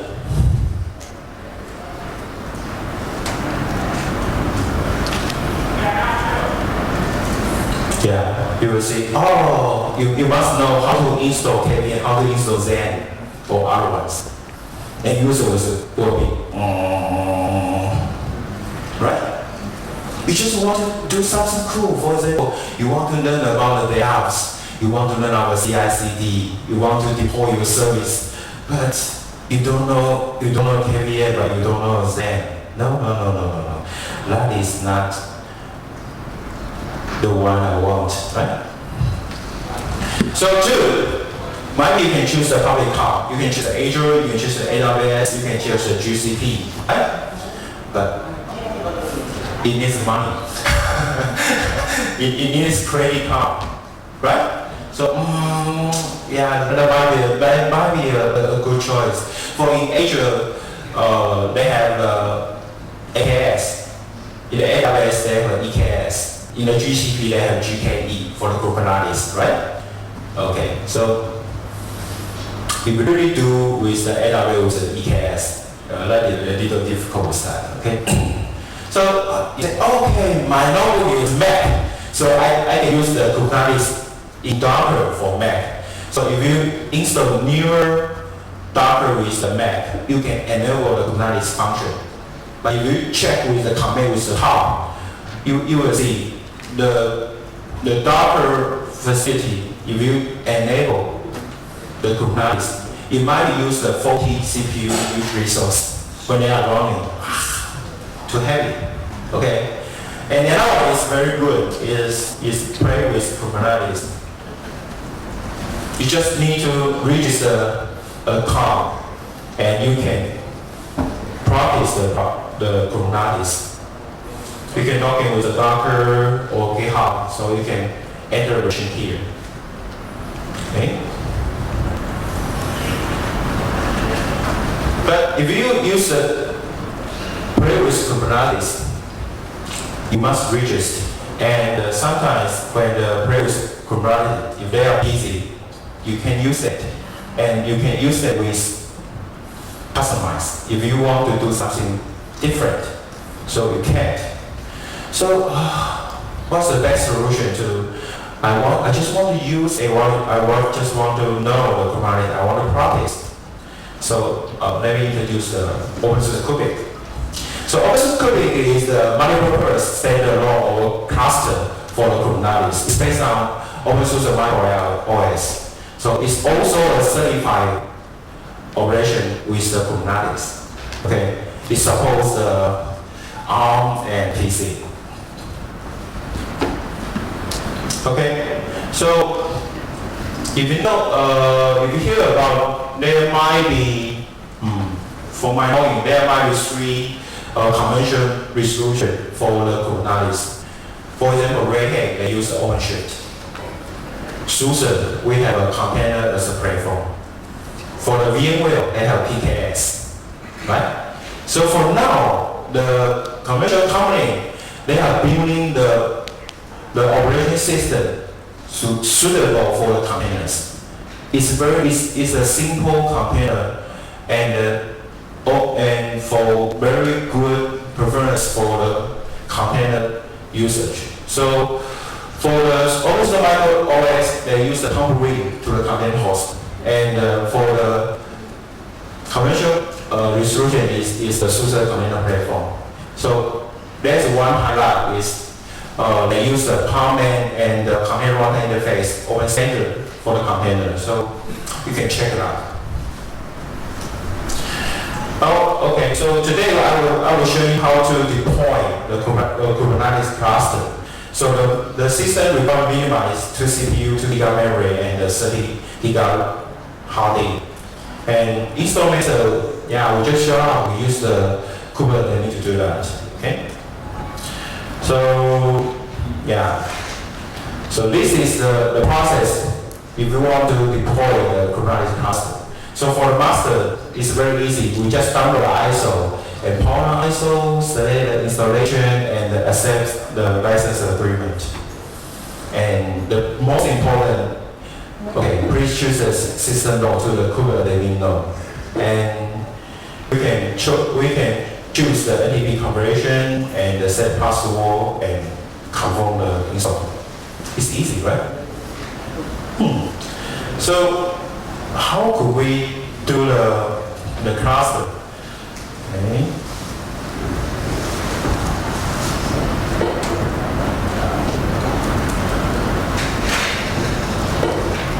Yeah, very easy.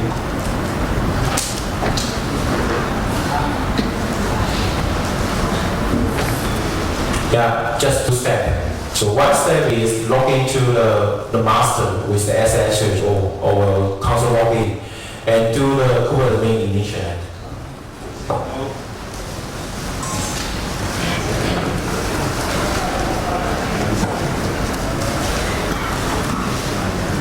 Let me do the lab demo.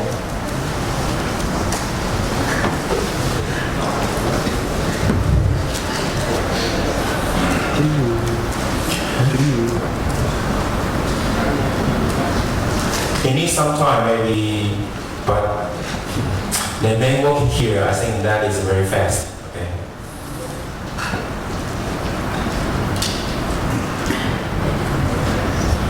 So the first step is we will do the Kubernetes initiate. And after initiate, we will get the join token. Let's check about it.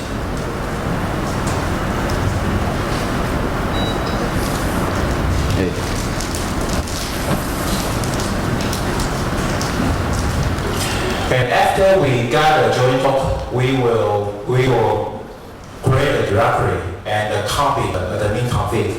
So this admin config is the same with the Kubernetes config. And we will apply a network module and we will get our first master node.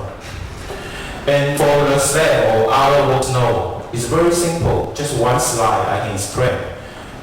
Uses the same ISO and uses the same step to install the working node. But be careful, please change the host name to your working node. You can, every node, they just call the master install, right? So that's the only one you must notice about installation. Okay, let's check about it. Okay, still working.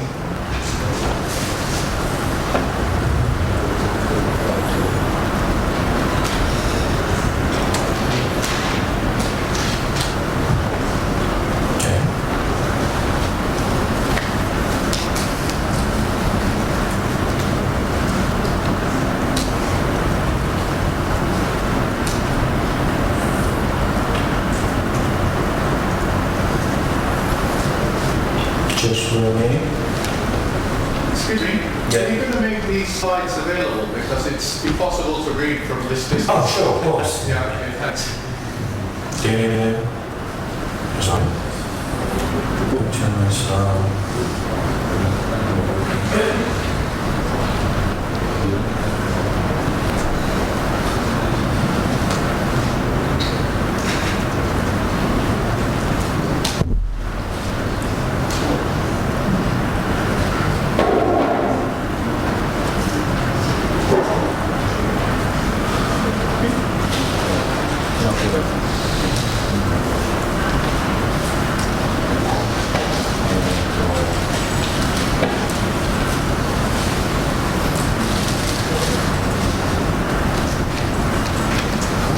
I forgot how to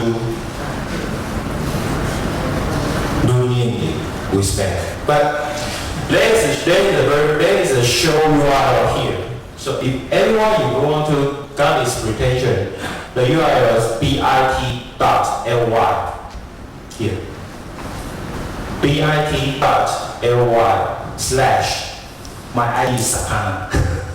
Sakana 2019 10-0501 because I had 3 slides today. This is my first slide. So there's a show you can check my slide. bit.ly/Sakana 2019 10-0501. Okay?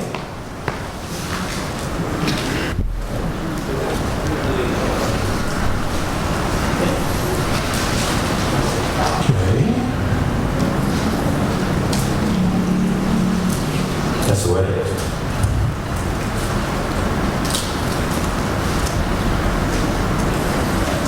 Come on.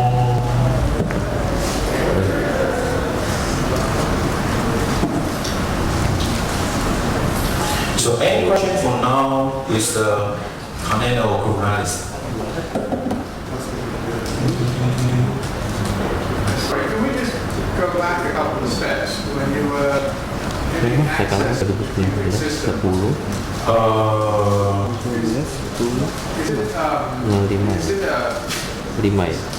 501. Is it in the standard packages? So for example, I've just done a search, and it only has cubic locales.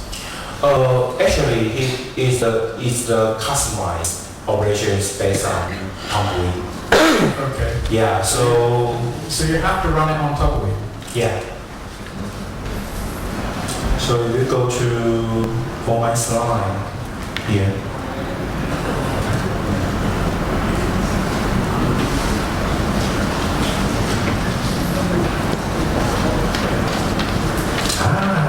Okay, great. So you go to the kubic.openSUSE.org. You can get an ISO and wiki. Will it run in VM under KVM? Yeah. They are customized some. Yeah, but still very bad. Here it is VMware, but it runs on KVM as well. Yeah. My issue is that the hosts would all be 15.1, and you're totally saying that it runs on tumbleweed. So in which case you would have to run under a KVM. Yeah. Under a 15.1 hypervisor. I have a question. I'm going to go in and install a lead image, very lean, with a transactional server as well. What is that basically the difference between a basic lead transactional server setup? What's the difference between a lead transactional server setup and a cubic setup? Is it just the additional Kubernetes programs being installed by default? Yeah. I think originally they are setting up some optimized for the kubic. I have not studied the detail with the difference if you install it in the tumbleweed to install the kubic package. But I think in the community we always promote the container and orchestration, for example, Kubernetes. With the Linux way, but I think the purpose with to promote Kubernetes is because it's an easy way to install the Kubernetes cluster. You don't need to know how to know the deploy the cluster. You don't need to know the package detail, and you even need to know what's the tumbleweed or micro or transaction action, with the host, but you can deploy very smoothly with the Kubernetes cluster. Yeah. What you mean for a lead with transactional data more compared to microwave, which is very confusing. If I would like to add something to what I've said, also the difference, in my opinion, would be container technologies are changing very rapidly, and those changes come into tumbleweed very quickly, but not the lead. Lead undergoes a lot of testing, thorough testing, then the packages reach there. For example, the versions of packages for container D, for Podman, for kubectl are not the same versions as in lead.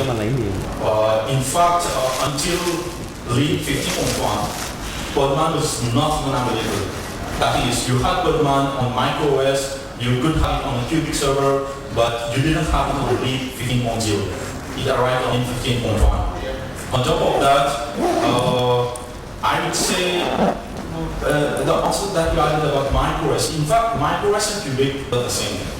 It's the only difference is that macOS is a single-purpose operating system, but you can make it come by default with Podman. Whereas on a cubic installation, you're not going to use Podman as container runtime. You're going to use kubectl and all its kubectl container. That's the basic difference, in my opinion. Yeah. Okay. Let's continue because they are installed the array. So I will create a directory in the master, and I will copy the key to the home directory. Okay, and change the owner. Turn config. Because I use the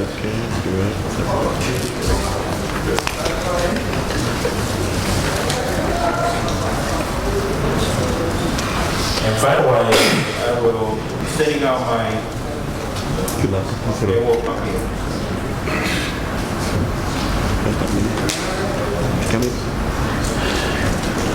So let's check about our node here. So I just use the control and node. You will see there is only one node with master, right? Yeah. Okay. So we got our token. When we choose initiate, so I use this token for the step. 3 minutes. Oh, I mean, it's okay. I only need 3 minutes.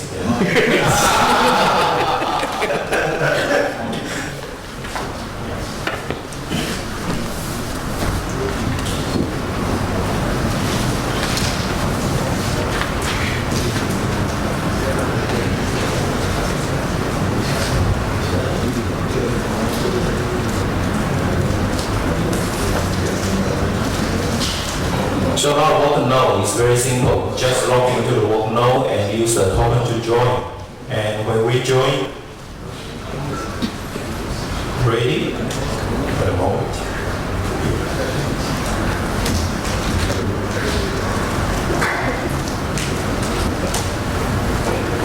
Yeah, you can check it with that. So now in the master, we already had 2.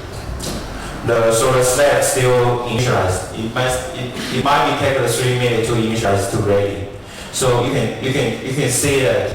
So we already have a cubic cluster for the 2 nodes. It's very easy to and very fast to deploy the node. Okay.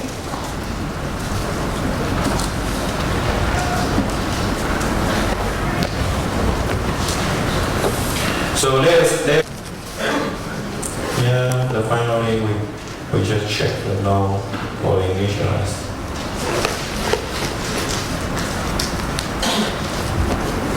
Just wait maybe 2 minutes. So in the end of this slide, I really encourage everybody to use the cubic to build your Kubernetes cluster to practice the container orchestration with the Kubernetes, because I think that might be the most easy way I know to build the cluster with the forward universal system. Okay. Just check it.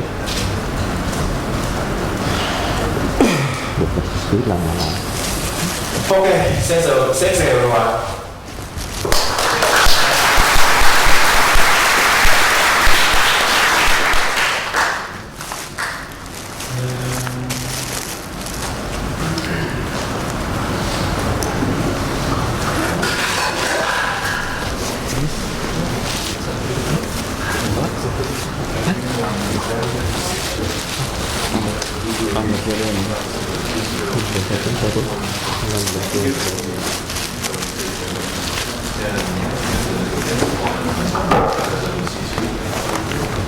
Hati-hati tuh terus itu saya tuh di kelas itu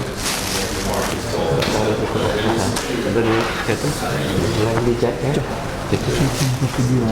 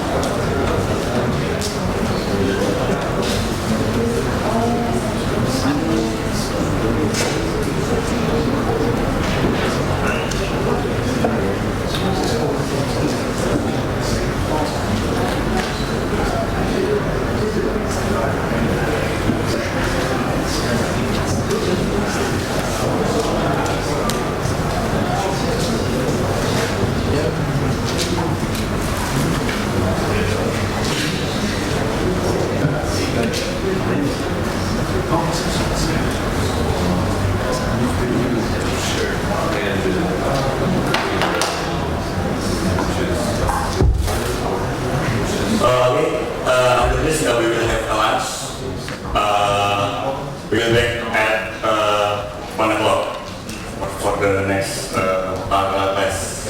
So for the speaker and the invitation, the lunch will be on this floor. But for the participant, the lunch will be on the second floor. Thank you.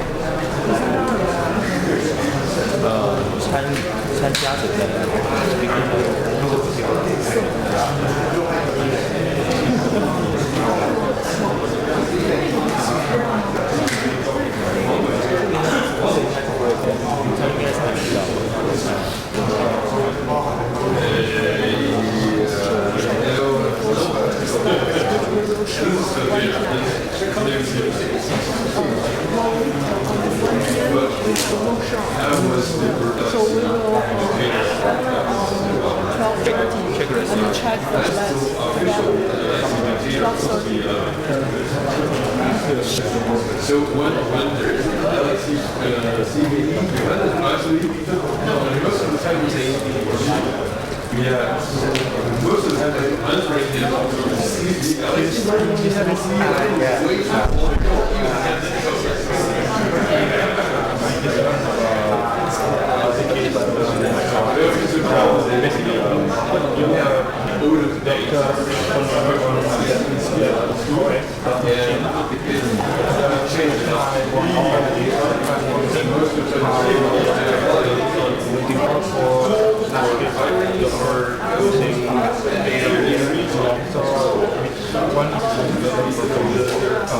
I'm running on openSUSE.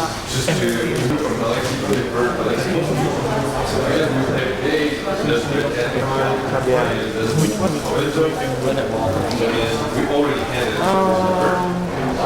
Yeah, I think all of them are good. Yeah.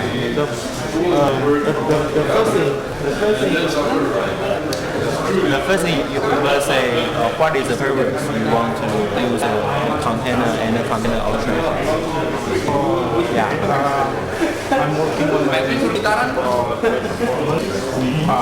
I'm thinking about the program and using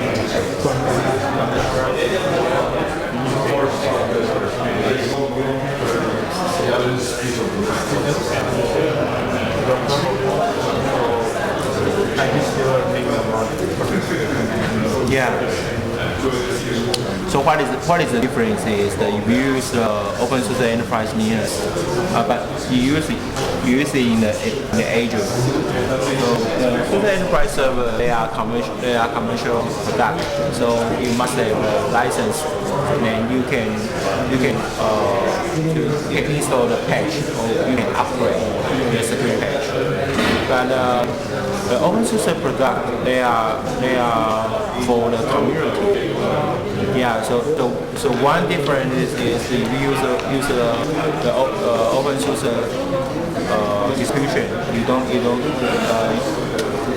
need to buy the license. So one is the cost of support, because the difference with the SUSE and the openSUSE is you pay the SUSE, so they will charge of their service to you. So work for your company, they might be choose a SUSE enterprise server because they want to someone to responsible. Yeah, for example, troubleshooting, readers, or something else. Yeah, if this product is not real reading on the production, maybe you will have a testing environment, so you can use the openSUSE way. But yeah, because it's easy to upgrade from the openSUSE to the SUSE Enterprise because they are temporarily using the same root, so that is okay. You normally put say exceptions for me. This is the app running when I close the libreoffice. That's this song. It just got wrong because there were bugs and it was difficult to fix. You know, at least because it worked for terminals and Firefox. So that's where. So I have now a shared script that I need to manually invoke. That opens Windows and puts the switches workspace, opens window, delays for 2 seconds. It's like in 2019, it's a little arcane. To look a shell script that open a terminal, open the browser, once the workspace down, open this, sleep for 2 seconds. Out of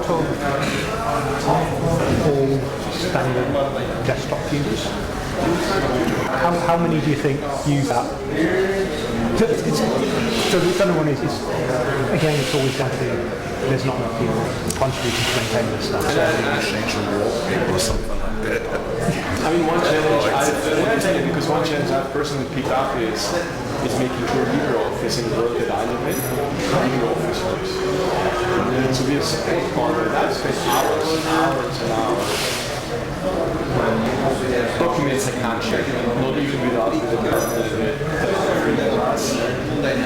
I'm trying to distill the issue, report upstream, or report it directly, and before I get fixed.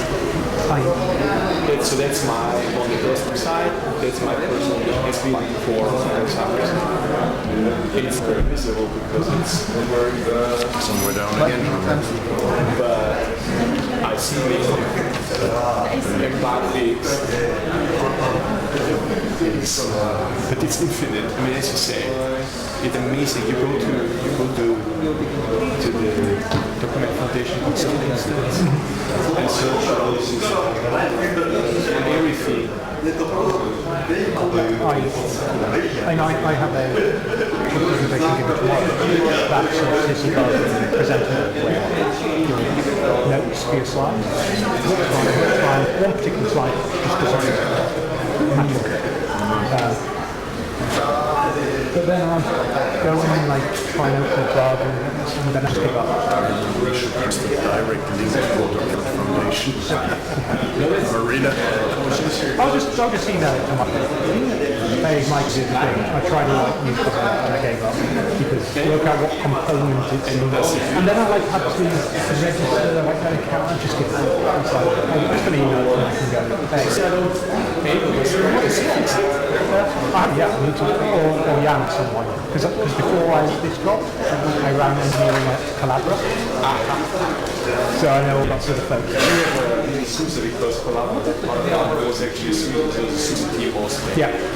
And so we have a contract which I keep fighting every time. And we're using the it's I wonder if I still have access to that.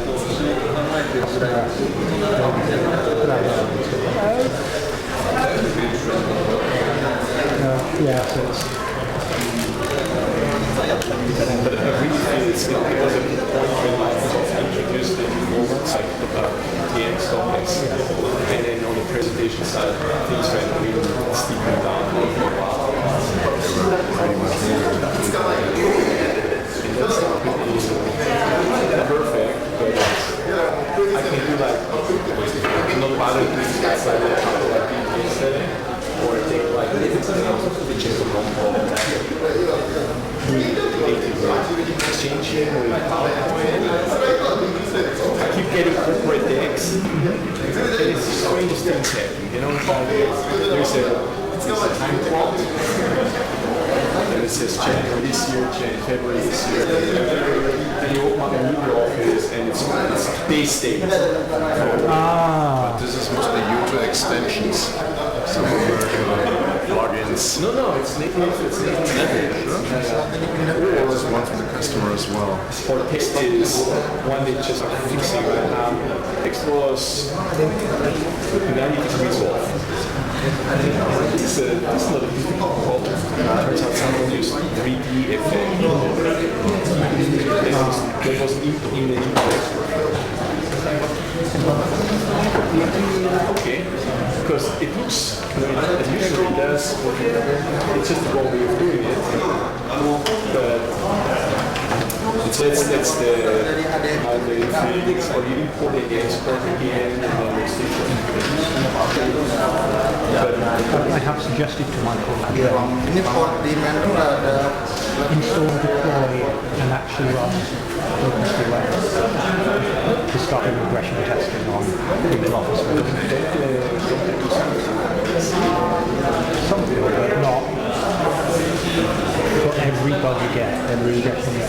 Write an openQA test, and you just, every time you do it, run it, it will run through everything and then tell you, here you go. But for most of the commits I've seen that collaborators are issues, they do actually create a test case. Actually, often the fixes like this. In the test case, I've been suggesting does it wider, so for the because they seem to be really disciplined, which is a really pretty idea. It's like trying to put a substring and do that. I'm trying to get them to do that as well. That would be awesome. For a few things. It's really worth. It's unbelievable how non-broken for important things openSUSE Tumbleweed has been for years now. The reason I can just do that, if there's a key, if I had presented my local today, I would not probably not have run an update last evening. Just like, don't be... don't take credit.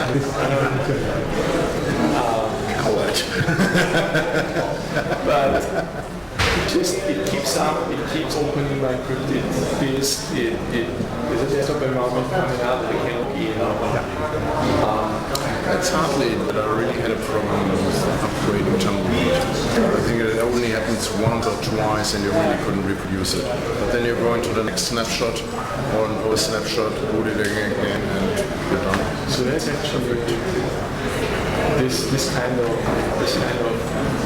continuous integration and testing is really looks really awesome. I don't recall like before we should be starting already, I think. No. It's spinning around.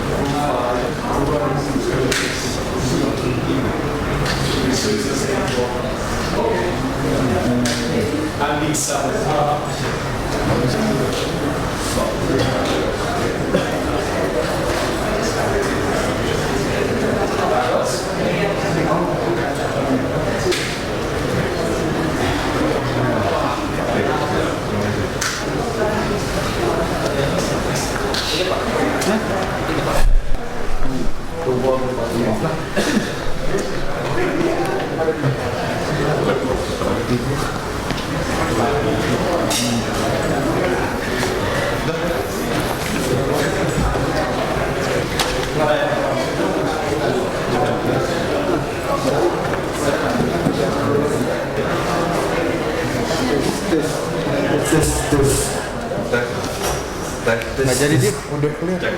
Oke.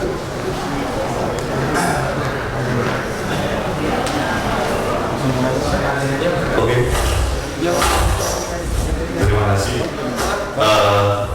Dompetnya ya.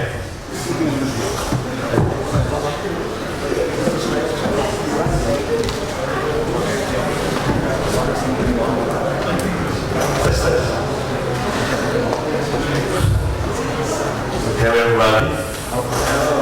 Om Swastiastu. Saya menggunakan bahasa Indonesia.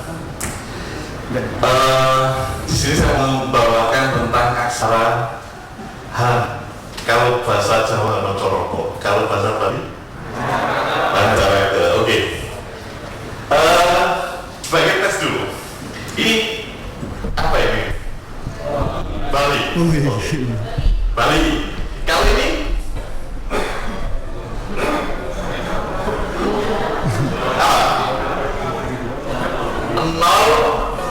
lima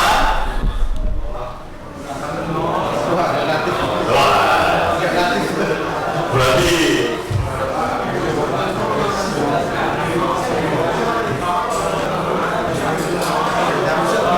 oke, ini tanggal 05/10/2019. Oke. Nama saya Rahman Yusri Alfian. Maka kalau terobot di openSUSE. Jadi aksara ini dulu tahun 2012 itu pernah dibuat anak Bali Putu Wirasmarodia. Setelah itu, tapi menggunakan teknologi SKIM, smart command metode itu. Terus akhir-akhir ini ada payment. Terus di Windows sudah ada, di Android ada belum? Nggak pernah pakai, nggak pernah. Tujuannya seperti ini, saya presentasi seperti ini tujuannya supaya aksara Coroko tidak hilang dari dunia ini. Karena apa? Semakin kesini kita menggunakan aksara Latin. Nah, saya pengennya saya tidak mengerti sebenarnya baca ini gimana kan? Cuma saya menyampaikan ini supaya semua yang asli Bali itu meneruskan proyek ini, membenahi, membetulkan apa yang sudah saya rintis. Kenapa? Saya orang Jawa. Bahkan saya membaca aksara Wonosobo itu tidak bisa. Nah, saya hanya pengen presentasi ini supaya nanti dilanjutkan oleh mahasiswa Udayana. Nanti kita kontak-kontakan terus dikirim ke absen supaya apa? Kita bisa menikmati, anak cucu kita menikmati aksara Wonosobo ini di komputer. Oke.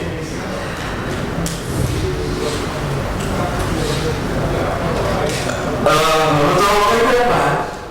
Jadi aksara-aksara semua kode itu disimpan di Unicode ini, Universal Code. Jadi kayak sampai buat emosi, terus buat pokoknya semua aksara kalau di Indonesia yang sudah terdaftar, Bali, Jawa, Balinese, Javanese, Sundanese, Recan, Batak, Lontar, terus sama satunya saya lupa. Nah, ada lagi aksara bahasa Jawi, bukan Javanese, Jawi. Tapi Jawi itu digunakan oleh Melayu, Malaysia, Brunei, pokoknya Arab tapi dia nyelipak ya. Nah, kita bahas sesuai itu.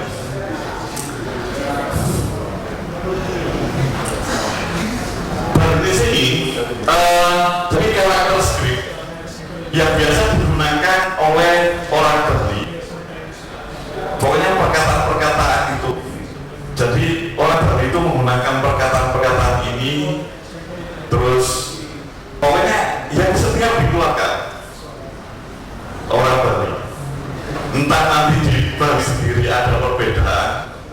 perkataan itu nanti urusan lain. Ring dari Bali blok ini itu 120 kode poin, mulai U plus 1B00 sampai U plus 1B7F. Nah, ini Unicode. Ini khusus Bali. Nanti Jawa ada sendiri, Aceh ada sendiri, dan seterusnya. Kenapa? Yang intens menggunakan, saya bawakan sini apa? Saya ingat bahwa Bali ini setiap papan nama ada tulisan Wonocoroko. Mirip dengan Jogja di Jawa, ya. Jadi kalau orang Bali mengatakan Aceh Bali, ya. Nah, Aceh Balinya di mana? Kalau sekarang sampai tidak bisa Wonocoroko seperti saya, maka tidak diakui orang Bali. Ya. Apalagi orang anak besok. Setelah kita kalau kita tidak masukkan ini ke ini dan mengembangkannya, jangan merah 10 tahun lagi aksara Bali itu menjadi sebuah sejarah seperti sejarah Mojopahit, terus dan seterusnya, ya kan? Makanya perlu bahwa kita mengembangkan ini. Nah, tabelnya, nah seperti ini. Ya. Jadi bacanya itu seperti ini. Makanya di PR saya sampai saat ini adalah tidak mencukupinya keyboard ini memasukkan 128 memasukkan keyboard masih belum cukup. Kali ini bacanya berarti B00 dan seterusnya. Ada yang tahu persis bisa baca aksara Bali? Setelah itu nanti saya tes, dia dapat itu ya. Tapi ada satu syaratnya harus menata ini layoutnya. Saya buat layout karena saya dengan orang Bali tidak bisa baca.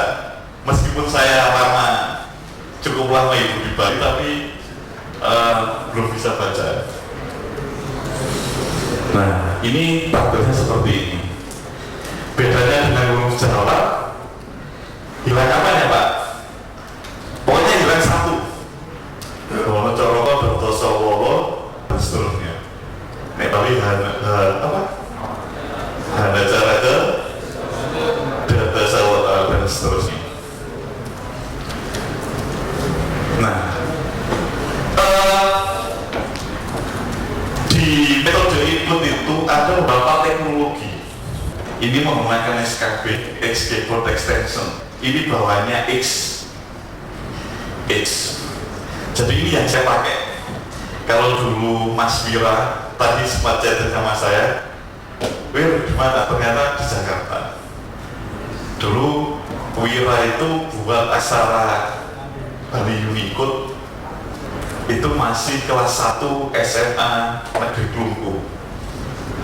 Terus kuliah ITS, terus ke Korea, sekarang ke Jakarta. Nah, ini yang saya gunakan teknologi ini supaya apa? Supaya ketika kita install Linux itu otomatis ada, tidak perlu install aplikasi pihak ketiga, ya kan? Tidak perlu install aplikasi pihak ketiga. Kalau install aplikasi pihak ketiga, nanti repot mana? Repot lagi. Lo ternyata nggak bisa, dan seterusnya. Ini yang pertama. Yang kedua, input metode yang dua ini yang ditulis Mas Wira dulu, skip. Smart count input method. Ini yang digunakan biasanya aksara-aksara Cina itu menggunakan ini. Selanjutnya, teknologi yang baru itu sebenarnya cuma masih menggunakan aplikasi pihak ketiga. Ibu intelijen input bus. Nah, tapi kurangnya juga. Nah, setelah ini SKB seperti ini. Nah, ini Geko sedang mikir Puyat dia. Sebenarnya di sini gambarnya. Puyat lihat gambar itu. Ini saya kan salah ketik. Ini 8 sebenarnya, bukan 9. Jadi keyboard itu ke example. Lah ini example itu kalau kita main back end di Linux itu namanya example. Terus ditangani dia layer map, server map, dan composite map, dan seterusnya database keyboard of ini. Nanti kita main di sini. Selanjutnya, kalau pengen gabung dan mengoprek itu bisa ke gitar saya SKB Data Indonesia. Saya sudah punya Japanese, terus Jawi, Balinese belum sempurna. Japanese aksara Coroko itu, Jawi, Arab yang digunakan oleh Malaysia, terus Coroko. Oke. Nah, kita cukup mengoprek 2 file. Yang satu filenya terletak di sini, USR share X plus XKB. Ini setiap Linux kalau diinstal desktop pasti ada. Di setelahnya terus fdev ini, terus satunya simbol bar. Nah, bar ini adalah kode Balinese. Kalau Jawa itu bisa JAV, bisa JV. Jadi bar. Kalau misalnya saya ganti lain gimana?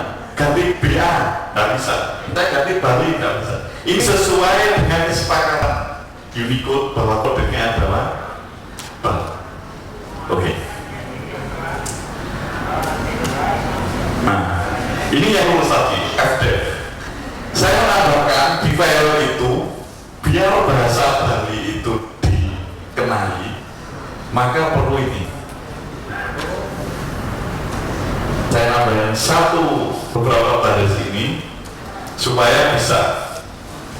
Yang penting di ISO 639. Kalau 639 Japanese itu JAV, kalau 692 JV. Oke ya. Oke, selanjutnya. Nah, ini contoh AB 01. AB itu berarti ZE. Nah, ini tuh ZE baris itu ya. Pokoknya baris ke kanan. ZXCBNN. Terus yang ini nggak pakai shift, yang ini di shift. Ini masih kombinasi Ctrl Shift. Default ya. Baris pertama default, baris kedua pakai shift, baris ketiga kombinasi. Nah, ini dari mana? Dari tabel tadi. Makanya ini belum tentu benar. Kan? Semisal sampean ya punya keyboard. Ini kan QWERTY, QWERTY dan seterusnya. Diprotoli, dilepasin semua, ditata A, B, C, D, E, F, G dan urut. Itu tinggal gantinya aja file ini, file simbol bannya. Oke. Selanjutnya Bali Wipa Jaya artinya apa?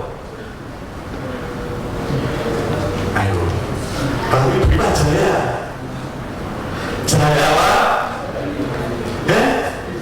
Bali Wipa Jaya. Belum apa itu nggak tahu sih.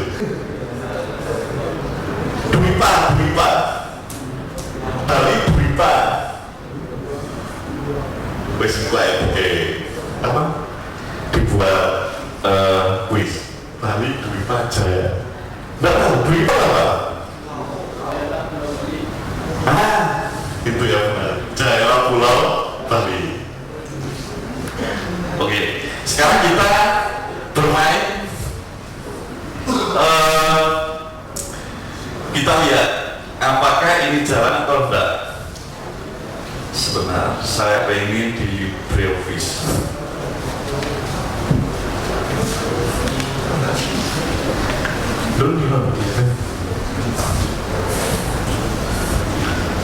Oh.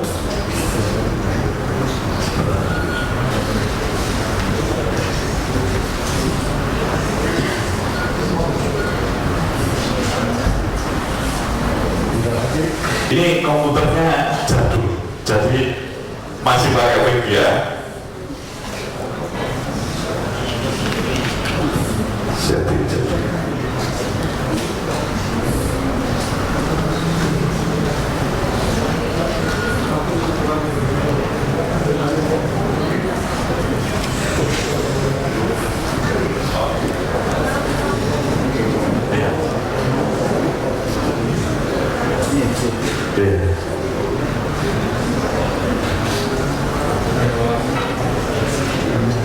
Wow, pintar ya.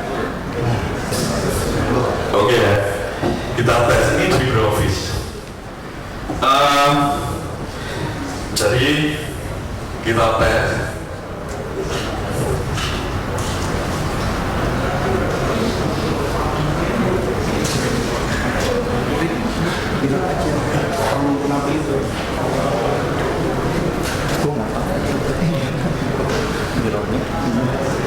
Kita tes. Oh, kita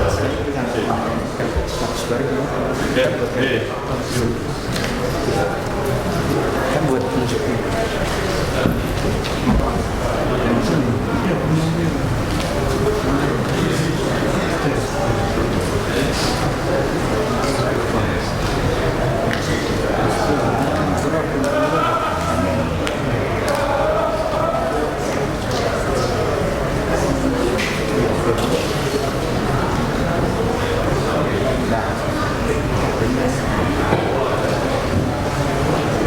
Oke. Pelan ya. Kita perbesar. Saya pakai fontnya ini. Ngetik apa ya? Saya nggak tahu soalnya. Bentar.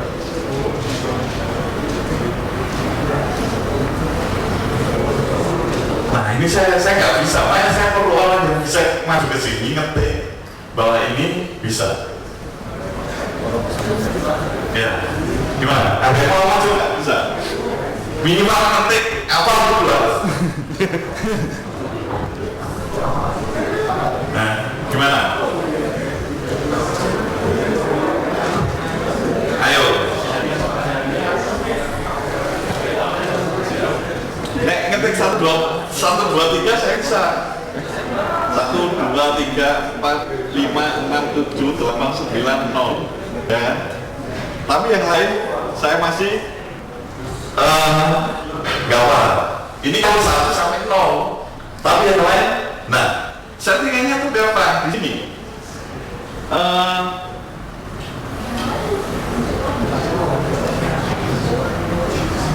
Nah inilah. Kemarin saya sempat error gara-gara hari missing ini saya berhenti. Ini seharusnya diubah dulu. Saya lupa.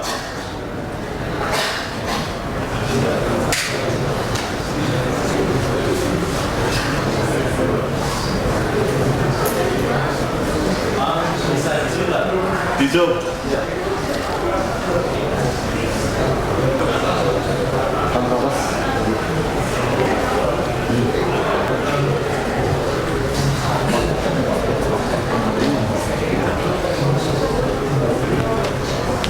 Cukup, belum ya? Simbol ya. Nah. Ini Scriptnya di sini. Scriptnya jadi tidak level. Pertama tidak pakai shift, kedua shift, ketiga kombinasi. Tapi ini jarang digunakan. AB itu berarti Z. AB1, AB02, Z, K, dan seterusnya ke samping. Nanti sampai tinggal naruh-naruh aja yang cocok di mana. Menurut saya ini belum cocok. Karena apa? Saya kemarin hanya sekedar naruh. Oh, kode ini di sini, kode ini di sini. Makanya yang lebih pas itu adalah orang Bali sendiri yang ngerti hanya cara terus bisa ngoprek ini. Nah, ya. Terus ini AC1 itu A, terus C2, S, dan seterusnya ke kanan.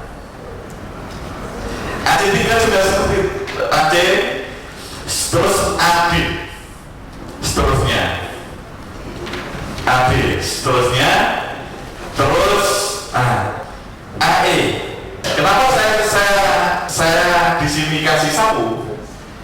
Yang ini kode barunya perlu di shift, kali ini enggak. Karena kadang-kadang kita perlu angka latin. Makanya saya beri latin seperti itu. Kalau latin gampang. Kalau latin, makanya tadi kalau pengen ngoprek keyboard, dilepasin, ditata A, B, C, D itu bisa. Tinggal kodenya ini aja. Kalau latin tinggal kode seperti itu, T biasa dan seterusnya. Oke, ini yang kodenya. Satu lagi rulesnya.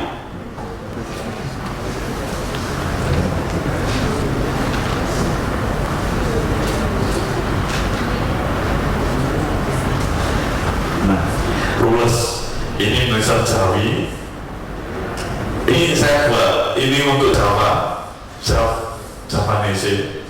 Bedanya Jawi sama Jawa itu beda ternyata. Nah ini Bali, Indonesia Balinese. Tinggal nambahin ini di sini udah jadi. Nah, PR kita memperbaiki file bar tadi sesuai dengan karakter orang Bali. Oh, cocoknya huruf ini itu di mana? Contohnya S itu diletaki huruf apa? A diletaki apa? Dan seterusnya. Oke ya? Oke, terima kasih. Om Tati Sateo.